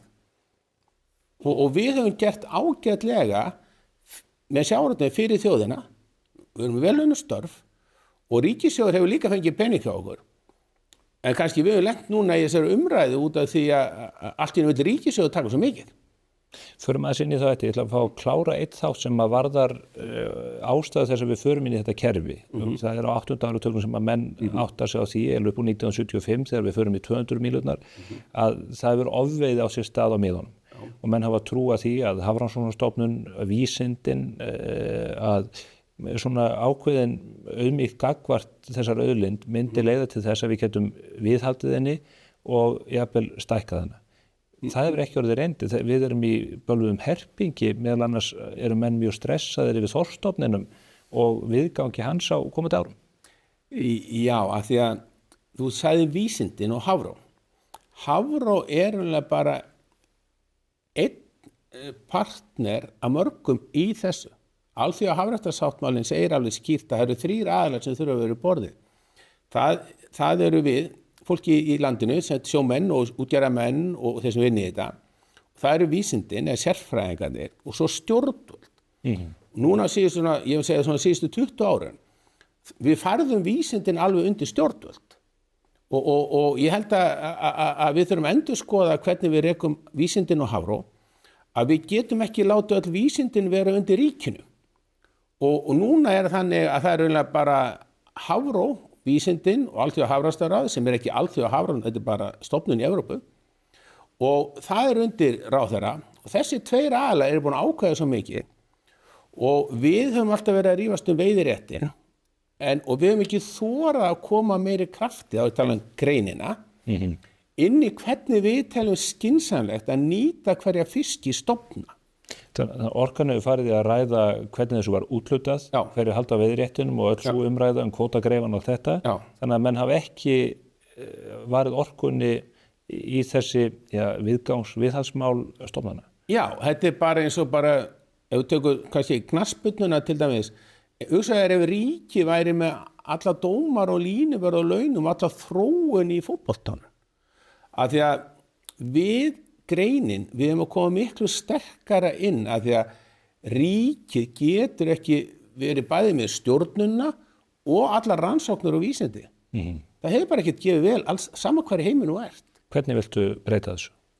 Ég myndi vilja láta greinina koma miklu meira inn í rannsóknir og Hafró væri líka, en við gerum grunnrannsóknir sem háskólar og aðri vísindamenn hafa aðgang að og það er allt upp á borðum og fiskveiðistjórnun er ekki sama og vísindi og við erum búin að færa núna fiskveiðistjórnuna svolítið mikið inn í Hafró. Það var aldrei hugmyndafræðin. Fiskveiðistjórnun er hvað er best fyrir okkar þjóð og það getur verið, ég með einfalt dæmi fyrir, með djúpkarfan. Þar tók vísindin sig til og ráðlaði stjórnvöldum engar veiðar á djúpkarfa. En þá getur við ekki veitt fullt af öðrum tegundum. Og þegar þú fer djúpt í ákvarðanatökuna, þá breytti Hafró bara forriti til að reikna út hvernig það var og ákvað að við skulum byggja stofninn upp í 150.000 tonn og þá þurfum við að banna veiðar í mörg ár. Ef við sagt kannski, við höfum bara að fara upp í 110.000 tonn. Þá hefur við kannski mátt veiða 10.000 tonn á hverju ári, haldið við mörkunum, haldið við skipunum og getið nýtt annað. En Hafró og ráðherrann tóku bara þessi einhliða ákvörðun án samráðs við okkur í greininni. Talandi einhliða ákvarðanir, þó voru að berast í vikunni tíðindi af samningum varðandi makrílkvótan sem flókið mál því að eins og þú bent á fiskurinn í sjónum á sig sjálfur og hann ákveður hvað hann syndir og það fer eftir ýmsum breytum. Þannig að fiskur er í norskri lögsögu í dag en hann getur verið komin í íslenska lögsögu innan einhverja daga. Nú hafa stjórnvöld náð samkomulagi sem hefur verið í miklu limbo síðustu ár. Er það ekki eitthvað sem að menn ættu bara að fagna og hneigja sig yfir? Jú, það er skylda stjórnvalda samkvæmt alþjóða hafréttarsáttmálanum. Ef þú ert með deilistofn er fiskistofn sem er í mörgum lögsögum margar ríkja. Og þegar við förum að veiða makríl hérna 2006, 7, 8 þá komu Evrópubúarnir og Skotar og Írar og Normenn og Færeyingar og sögðu bara, heyrðu, þið er að veiða fiskin okkar. Og við sögum það, nei, það á engin fiskin í sjónum. Og ég var nátt gagnrýndur hérna fyrir því ég var að reyna að segja fólki þetta að þjóðin á ekkert fiskin í sjónum og hann á sig sjálfur. Núna með makrílinn að fyrst að sagt að við varum ekki strandríki. En makríllinn er kannski búin að vera í 100.000 ára og við eigum rétt samkvæmt hafréttarsáttmála að nýta okkar landhelgi.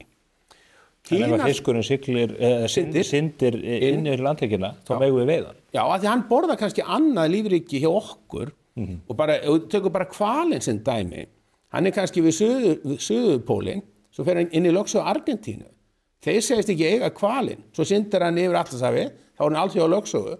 Þá á hvalurinn sig sjálfur, svo kemur hann inn okkar lögsögu Grænlands, eigum við þá hvalinn, svo syndir hann út aftur.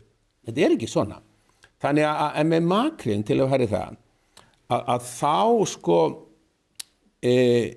voru við í greininu búin að tala að ef við fengjum 12-13% af heildinni, þá væri það alveg ásættanlegt. Nú fáum við 12,5% segir ráðherrann og ég er búin að sjá samkomulagið en að við vildum veiða í ríkjum sérstaklega Noregs og við höfum aldrei veitt í Færeyjum þannig ég veit ekki alveg til hvað það er en allt er gott að hafa og þá borgum við 2% fyrir það. Þannig á næsta ári fáum við veiða 10,5% af kvótanum en mér er sagt að við eigum 12,5% þjóðréttarlegan rétt í makrílnum, sem er ekkert slæmt. En þú segir 10,5 að því að þessi 2% eru tekin af. Að því við borgum normunum fyrir að veiða hjá þeim.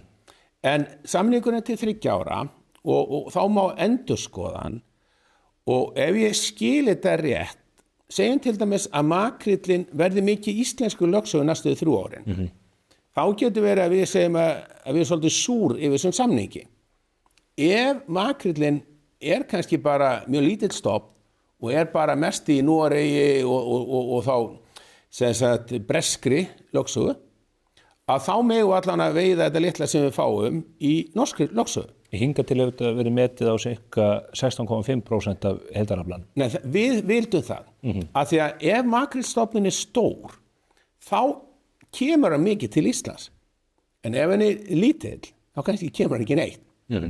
Og þarna ertu með að stjórnvöld hafa hann rétt, en það er kannski þessi stuða okkur svolítið, og við erum kannski alveg búin að átta okkur á, að Norðmenn eru svo sniðir, þeir eru klókir samningamenn, og við sjáum það í smugursamningnum, eða fyrir maður að sé yfir hann og eftir, að Norðmenn er alltaf verja sinn atvinnuveg. Og mér er stundum vanta að íslensk stjórnvöld sé tilbúin að standa upp fyrir íslenska atvinnuvegina. Að Norðmenn setja inn í skilyrðið að ef við veiðum makrílinn á þeim, það er ekki nóg með að við þurfum að borga 2% fyrir það, heldur 2/3 þurfum við að bjóða uppboð í Noregi. Og það er allt annað kerfi við erum með. Ef það fyrir uppboð í Noregi, þá fyrir það ekki í vinslu, það fyrir ekki siglt með hann aftur til Íslands til vinslu. Það er mjög ólíklegt. Já. Af því að það er bara svo mikill kostnaður og við erum allt annað kerfi.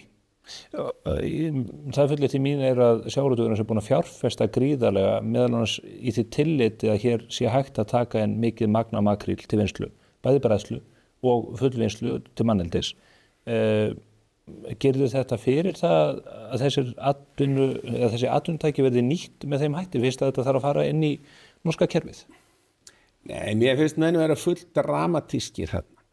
Af því að við erum búin að fjárfesta gríðarlega sem er rétt.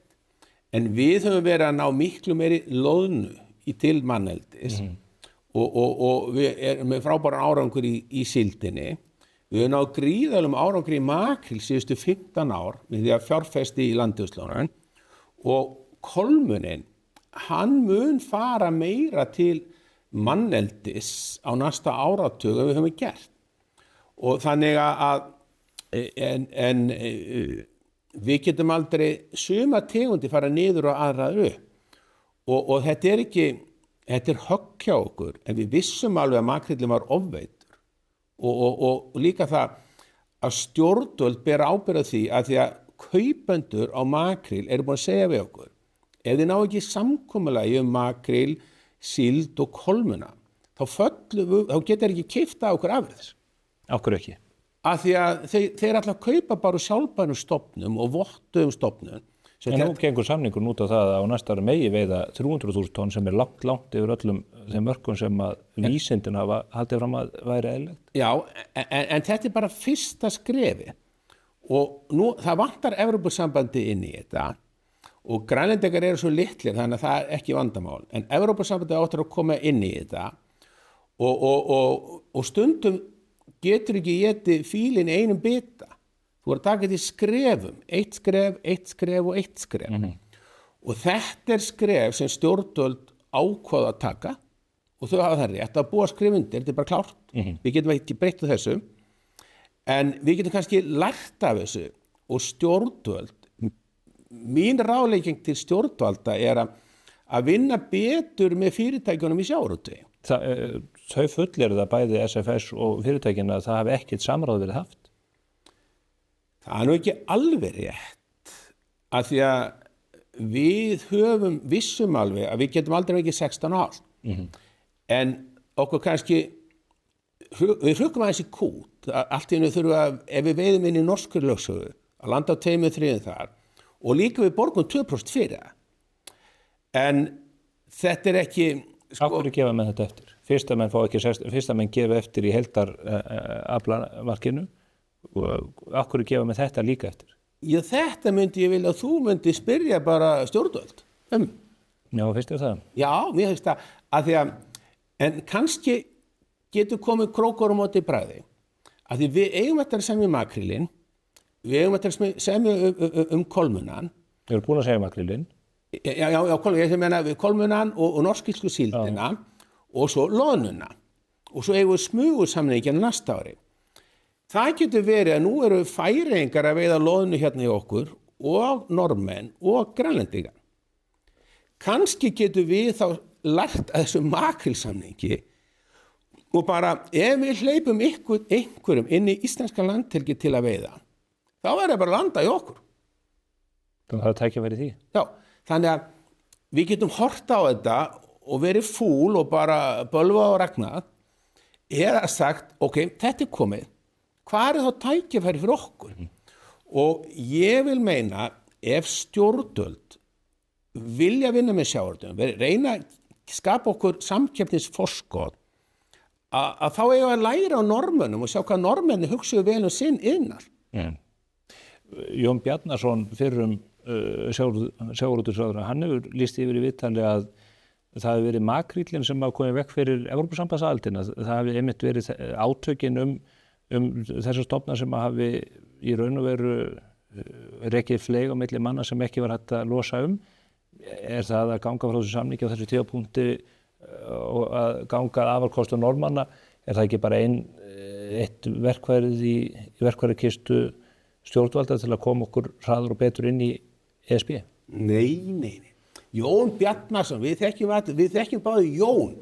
Jón var svona skemmtilegu grallari, sko. Já, og hann sagði bara oft við okkur, ég ráðherra, ég má gera allt.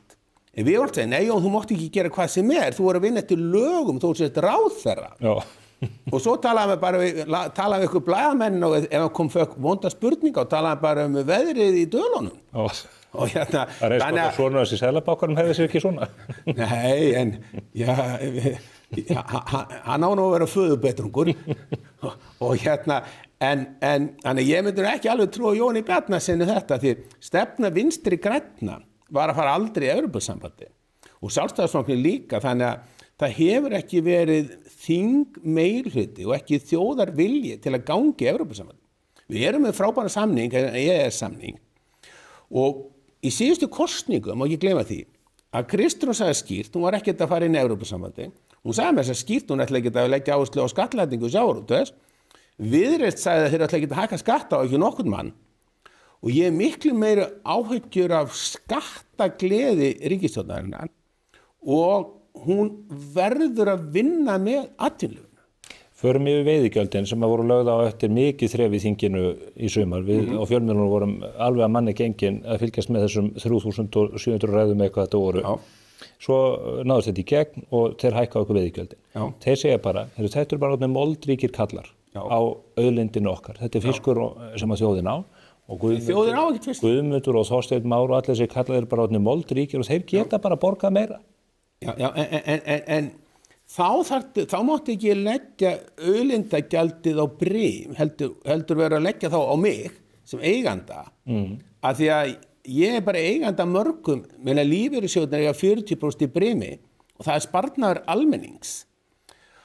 Og ég veit ekki hvernig orða þetta við þig, að sko, mér finnst vera svo mikið svona rugl í umræðinu á Íslandi. Tölum það bara sjávarútvegsfyrirtækin, þau hafa skilað bara milljandi hagnaði. Nei, við erum ekkert með meira hagnaði en aðrir. En milljandi hagnaður. Hvað kallar milljandi hagnaður? Hvað þýðir það? Ég er bara milljarða hagnaður. Já, eigið fé Brims er 75 milljarðar, bókart eigið fé, og það er búið að kyrrsetta hagnaði þar inni í 40 ár. Þegar Brim er stofn 85 og þegar fyrir marka 1991, að þá er samþykkt að fyrir aldrei meira 50% hagnaði í arð.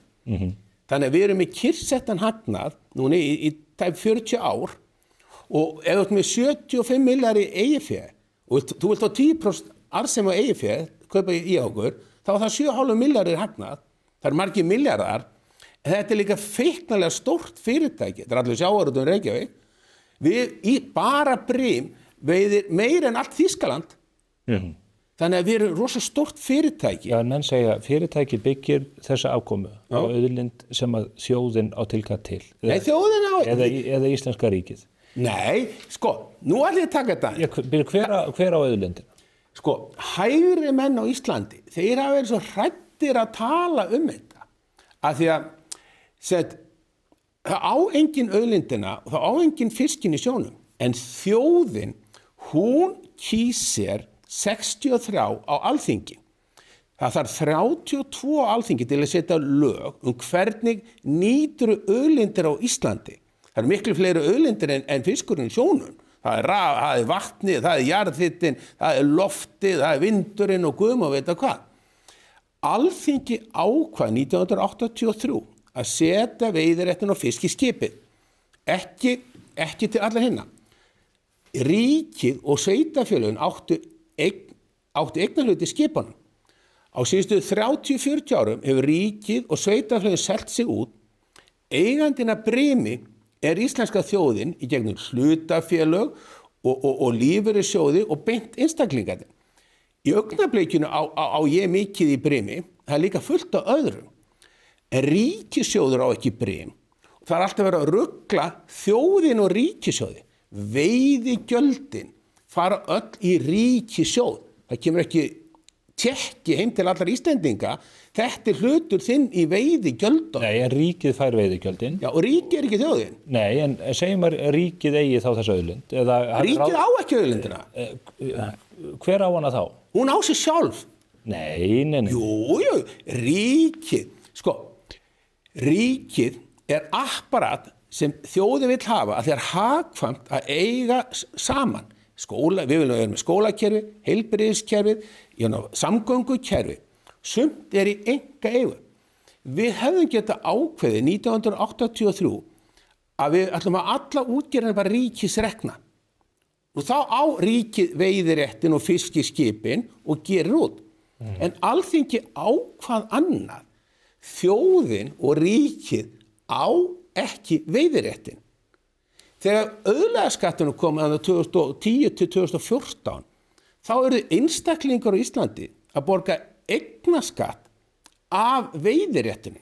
Veiðirétturinn ekki fiskurinn sjónum og ekki auðlindin. Og ríkið á ekkert að eiga allt í okkar þjóðfélagi.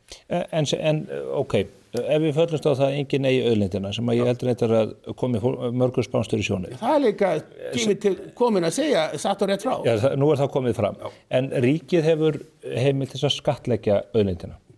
Nei, það alþingismennirnir, 32 pluss. Þeir geta sett lög til að skattleggja okkur.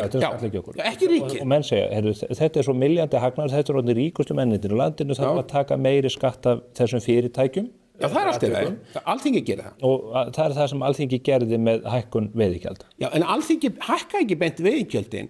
Alþingi breytti reiknireglu og ég sagði alltaf í fyrra vetur og vor, hvernig vitið hvað veiðigjaldi verður á næsta ári? Að það ekki búið að reikna veiðigjaldið, að ég sé út með blaðið hana, var ekki búið að reikna veiðigjald per fisktegund og það var ekki búið að gefa út heildarkvóta á næsta ári og við erum þess að veiða fiskinn á næsta ári. Þannig að það er ekki sjálfgefið með nái fiskinu sem að gefa kvóta út. Nákvæmlega. Þannig að ríkissjóður veit ekki fyrir lok árs hvað hann fær mikla tekjur árunum 2025 og svo á 2026 af þessum veiðigjöldum. Þetta er ríkissjóður sem fær þetta. En hvað gerðist núna þegar gjöldin komu út og núna milli 2. og 3. umræðu í fjárlögunum, þá lækkuður veiðigjaldum 6,7 milljarða. Og ég ekki ennþá búin að sjá útreikningana hvar þeir fengu 22 milljarðana og 22,5 og svo held ég 16 milljarðar næsta ári. Af því að fyrst finnur við gjaldi per tegund, svo þetta ákveða aflamagnið og þú þarfst að ákveða hvað við veiðum. Þannig að ég hef aldrei skilið þessa heiftalegu umræðu veiðigjöldin. Við getum séð hvað við erum búin að borga hverju ári. Stefán, það veit enginn hvað gjaldi verður hátt á næsta ári. Ef við getum ákveða sirka. En þau breyttu reikni líkaninu þannig að þau telji sig að fá meiri tekjur, skatttekjur af sjávarútveginum heldur en fyrir breytingan. Já, þau voru að breyta núna milli 2. og 3. umræðu. Þau voru lækkað 6,7 milljarða. Útreikningnum eða aðferðafræðinni? Nei, heildar upphæð. Þegar fjárlög voru komið fyrst, þá ætlum við að fá 22 milljarða. Og nú held ég að sé komin í 14,5 eða 15 milljarða næsta ári. Og að því að veiðigjöld eru lögð á hverja einustu fisktegund. Og það er mjög flókin aðferðafræði hvernig þú finnur gjald á hverja tegund. Eins og núna, makrillin hækkaði 150%, en við fáum miklu færri tonn á næsta ári. Síldin lækkaði 60% niður og það verður miklu fleiri tonn á næsta ári. Í úthlötuðu aflamarki. Já, og ef við veiðum þetta allt, þá kemur miklu minna inn fyrir makrillin, það er miklu færri tonn. Síldin kemur meira, það verður miklu fleiri tonn, en það er lágt gjald per síldar kíló. Hvaða aðferð vilt þú hafa við þetta og hvað finnst þér sanngjarnt að ríkissjóður fái í sinn skerf af þessum þessum miklu umsvifum sem hafa gefið svona vel af sér?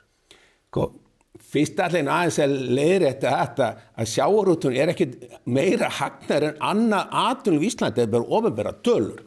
Númer 2, þegar fólk kemur sanngjarnt, við getum rifist endalaust sanngirni.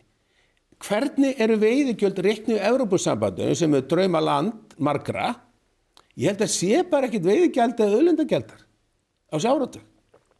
Og mjög lágt í Noregi að því að sem sagt auðlindagjöld eru skattur sem á bara komið upp að allir eða greið, eða vera hófleg, þá spyr mig, ég vil að auðlindagjöld sé hófleg og ekki á há, svo borga fyrirtækin tekjuskatt.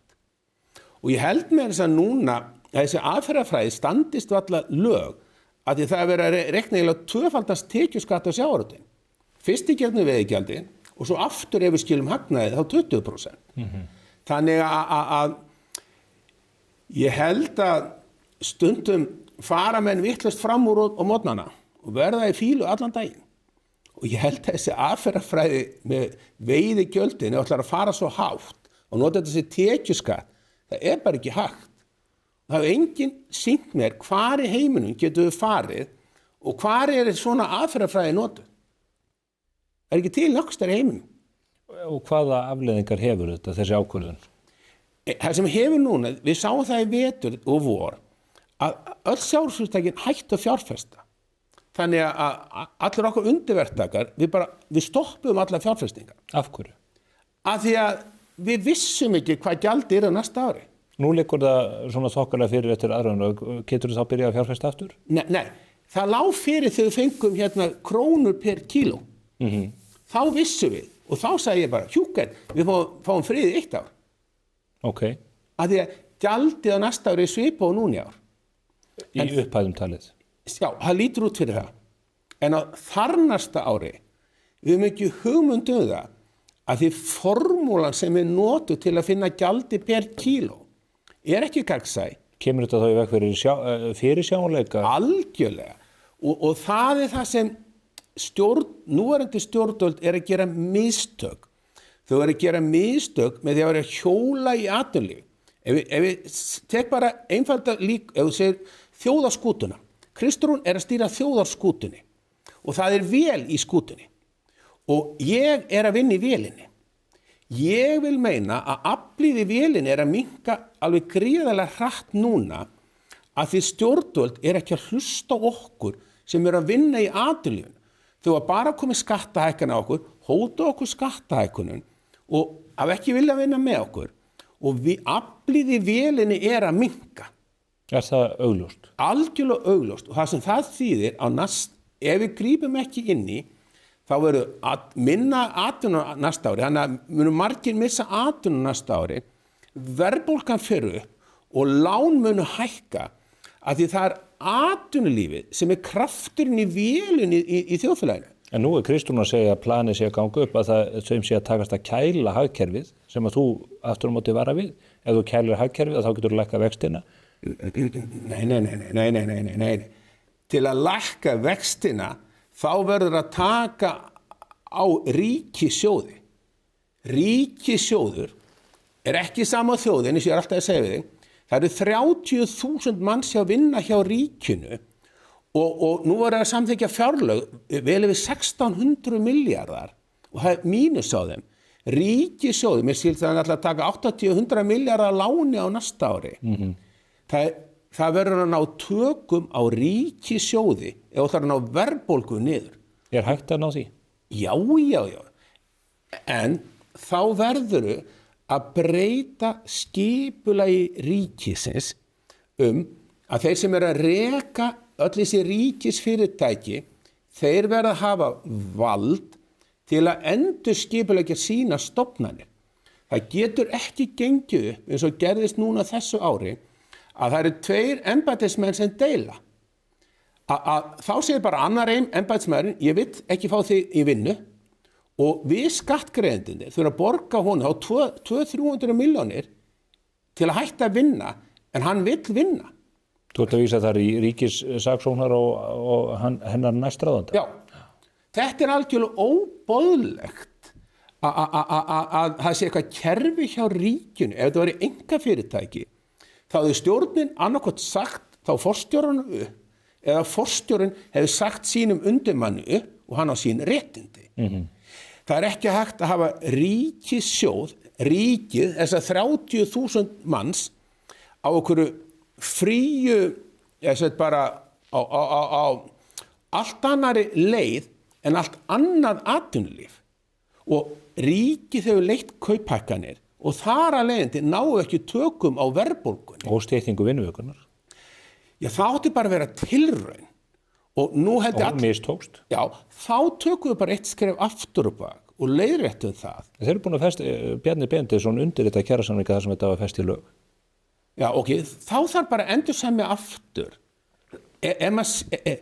Það má breyta lögum, en það er alþingismennirnir sem breyta lögunum. Og það voru alþingismennirnir sem samþyktu fjárlögin og ráðherrarnir, alþingismennirnir verða að setja ábyrgð á ráðherra. Ráðherrar geta ekki verið stikkfrí í okkar samfélagi og ekki heldur, ef ég var yfirmaður hjá ríkinu, þá verði ég hafa tæki og tól til að reka mína stofnun vel. Það fullt að bara, því ég á svo marga vini sem vinni á ríkinu, þetta er afbragðs fólk. En ef þau megi ekki gera neitt, þá bara vex og vex ríkið. Og það er það sem við erum að horfa upp á. Já, það er tölulega staðreyndir. Já. Talandi stjórnir og stjórnun, þú varst kjörinn formaður samtakafyrirtæki í sjávarútvegi. Já. En það var skammvinn sæla því að í júní rétt fyrir þjóðhátíðardaginn, þá bara tókst þú hattinn á staf og hættir. Já, það er svona... Og það var á viðkvæmum tímapunkti að akkurat þegar allt stóð í ljós og logum í þinginu og í slagsmálum greinarinnar sem að þú varst í forsvari fyrir og stjórnvalda sem að lokum settu þennan himinhá skattavökkur. Já, í mínum huga stóð nú ekki allt í ljósum logum að því að þegar ég var að fylgjast með umræðin... Spurðu Þórunni Sveinbjarnardóttur út í það. Já, það er bara, víst, ef þú ert skipstjóri skipi þá var náttúrulega kontróla þín áhöfn, stjórna þín áhöfn. Þegar ég var að hlusta á veiðigjaldsumræðinni í vetur og vor, þá skildi ég oft hvorugan aðila. Af því það verið að tala um 20-25 milljarða á næsta ári eða 30 milljarða. Og ég skildi aldrei, hvernig vistu þetta verður svona? Af því forsendurnar inn í reikni formúluna voru ekki ljósar. Það var bara skatturinn sem kannski komið inn í þetta. Og hver var svo niðurstaðan? Það er engin hækkun eiginlega milli ára. Þannig að ég skildi þetta ekki, en ég vildi verða formaður fyrir 1,5 ári. Þá vildu félagarnir ekki kjósa mig. Þannig að ég hætti við. Og eitt af því var það að þeir höfðu áhyggjur af mér að ég yrði of svona einrænn eða yrði of harður skipstjóri. Og svo þegar ég fór núna í vor, að þá sagði ég skal reyna að ná tökum á minni áhöfn og að því ég hef ekki verið sammála mínum mönnum í yfir 30 ár og það var það sem þú komst með áðan að ríkið og ríkissjóður hefur aldrei átt veiðiréttin. Alþingi ákvað annað, ég er ekki að segja hvað sé rétt eða rangt, bara Alþingi ákvað þetta og þess vegna höfum við alltaf orðið undir í umræðinni. Að það er alltaf eins og við sem að stela einhverju frá þjóðinu og ofsa ríkir og allt þetta. Það eru gríðarlega margir sem hafa selt sig út úr greininni. Gríðarlega margir. Og það er að því að þið þoli ekki þessu umræðu. Ég vildi vera formaður til að taka á þessu umræðu. Fór í vor og ég treysti mig til að ná tökum á áhöfninni. En svo fann ég það að ég hafði ekki tök á áhöfninni og fór þá í mitt bakland. Og þeir sögðu náttúrulega, ég gerði samning, ég ætlaði ekki láta alla áhöfnina fjúka. Og þegar þú ert búin að leysa festar og skipið koma út á sjó, þá er bara eitt skipstjóri. Ef hann hefur ekki valda áhöfninni og útgerðarmaður stendur ekki með honum, þá er betra að skipstjóri fari og þá heldur bara skipið áfram og nýr skipstjóri.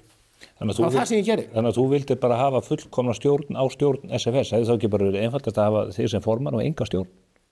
Nei. Heldur að við leggjum stefnu fyrir og fylgjum henni.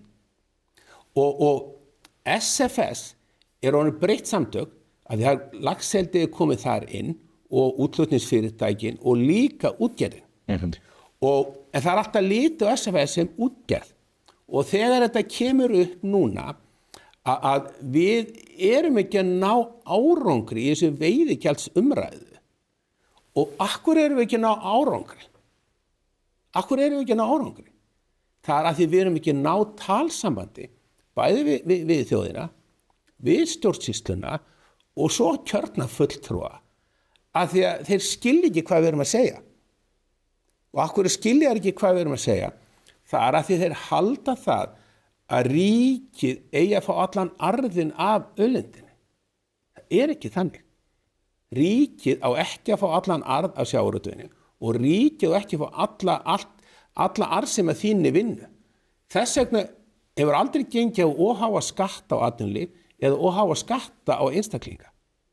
Ég vildi fara í vor allt öðruvísi í veiðigjaldsumræðuna og það sem ég hef verið að segja að það verður að fræða þjóðina hvernig er sjávarútvegur rekinn. Þú verður að birta auglýsingar þetta, mikla texta. Já, þetta er ekki fyrir almenning, þetta er fyrir þá sem er að tjá sig. Þorskígildi stuðlar, það veit eiginlega enginn hvað það er. Nei. Þegar ég hlusta á veiðigjaldsumræðunni vetur, ég fékk stundum bara höfuðverk af því að ég skildi hvorugan aðilann, hvað þau voru að tala um. Férstu á tilfinninguna þau skildu ekki? Báðir aðilar. Hvorugur? Já. Skildi þetta? Já. Og það var eiginlega eina aðili sem mér fannst að veit nákvæmlega hvernig þetta er, það er vélstjórinn í þessu veiðigjaldsmáli og það er ríkisskattstjóri. Já. Þeir eru með öll gögn. Þeir eru einu. Men það þurftum að beita fortölu til að fá heimild til að draga þá fyrir þingið til að ræða þetta? Já, það er bara aumingjaskapur og alþingismönnum að láta það viðgangast. Ríkisstofnun getur ekki neitað að koma til alþingis ef að breyta lögum. Þá er bara engin tökkur í alþingismönnum. Nei. Og þú tókst hattinn á stað, eru særindi í hópnum eftir þetta? Nei. Menn hafa það nú oft í flimtingum og þú sett vinalaus, var þetta staðfesting á því? Já, ég get ekki dæmt það, en ég er allavega hérna hjá þér núna. Já, og fer ágætlega með okkur, enn sem komið þér. Já, en ég held að hægri menn á Íslandi, eða þessi svoköldu, sem kalla sig hægri menn, ég kalla hann og stundum óttalega sósíalista, að vilja alltaf pukka upp á ríkið, að þeir eru ofhrættir að taka bara hreinskipta umræðu ákveðin málefni. Og ég hef verið alveg skýr lögin og stjórn fiskveiða. Það var Alþingi sem ákvað að gera þetta svona og svona og núna, svona. Makrílsamningurinn, hann er gerður af stjórnvöldum núna og ég veit að stjórnvöld telja sig vera að gera gott og það þá eftir að koma í ljós og það er fullt af samningum eftir. Svona er gangverki hjá okkur. En stjórnvöldi segja núna makrílsamningur er góður, forsætisráðherra segir planið er að ganga upp, þetta er að ganga upp, en þú ert að segja að menn viti í raun ekkert það en það. Nei, forsætisráðherra, hún er með mikið vald í dag. Hún er óumdeildur leiðtogi, almenningur kann vel við hana, hún er með þingmeirihluta, en hún er bara nýkomin til valda. Og það sem, ef ég er vélstjóri á henni, þá er ég að segja henni, myndi ég segja henni, farðu varlega í gegnum glenadyr, út af því að ef þú ætlar að stoppa viðhald á vélinni og gera vélina kraftlausa, þá máttu sjá afleiðingarnir eftir 2 ár. Verðbólgan verður upp og það verður miklu meira atvinnuleysi. Þú ert að segja að hún sé að gera það? Já, ef hún ætlar að halda áfram í stríði við atvinnulífið og hækka skatta á atvinnulífið, þá mun vélin veikjast. Hún segir þetta séu leiðréttingar. Þetta sé ekki skattahækkanir. Það stendur bara skýrt í frumvarpinu að þetta er skattahækkanir og ég held að ef þau ætla að nota einhver ný orð, þá lendur bara í vandræðum eftir einhver mánuð eða 1-2 ár. Pissi skóðansinn. Það er þín orð. Ég segi bara við, Stefán, að stjórnvöld, ef þú hlusta ekki á atvinnulífið, þá munu ekki ná neinum árangri í efnahagsmál. Þú mættir á flokksþing Viðreisnar í september og vakti nokkra athygli og Viðreisnarmenn hoppa heysina. Ég get ekki betur síðan núna í vikuna Helgi Magnússon var að tilnefna þið sem viðskiptamann ársins og Þorsteinn Pálsson, hann skrifaði mikla gleði pistla yfir þessu öllu. Töldu að þú væri svona að opna á jákvæðar umræðu í garð Evrópusambandsins og evru upptöku og annað slíkt? Þú varst nú bara að segja mér þetta áðan, sko,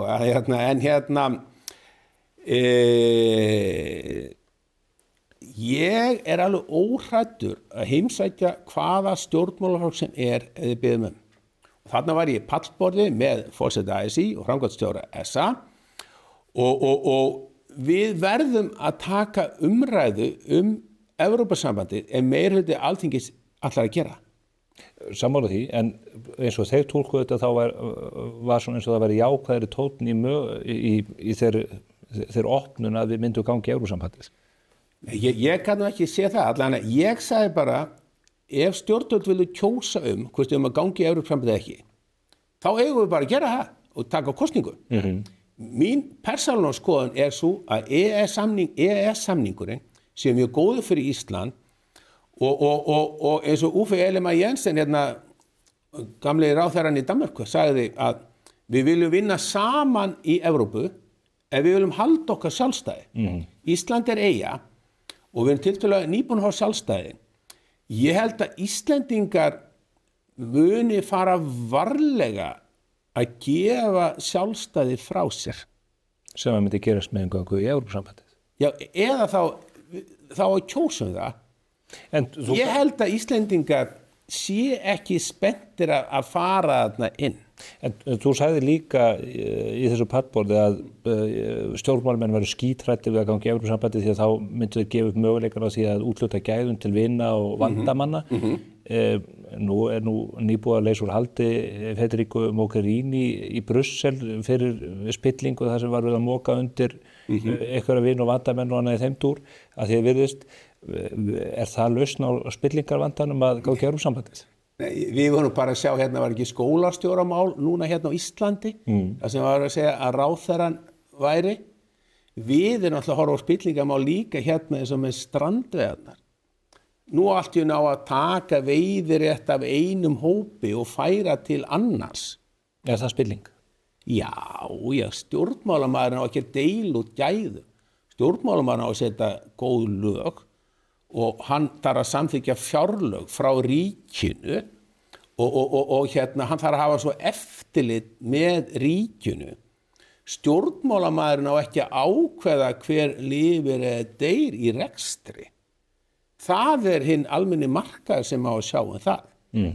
Og þegar ég var að segja þetta, þá var ég svona aðeins að kveikja í umræðinni. Meiri eða minni spilling á Íslandi og Evrópu.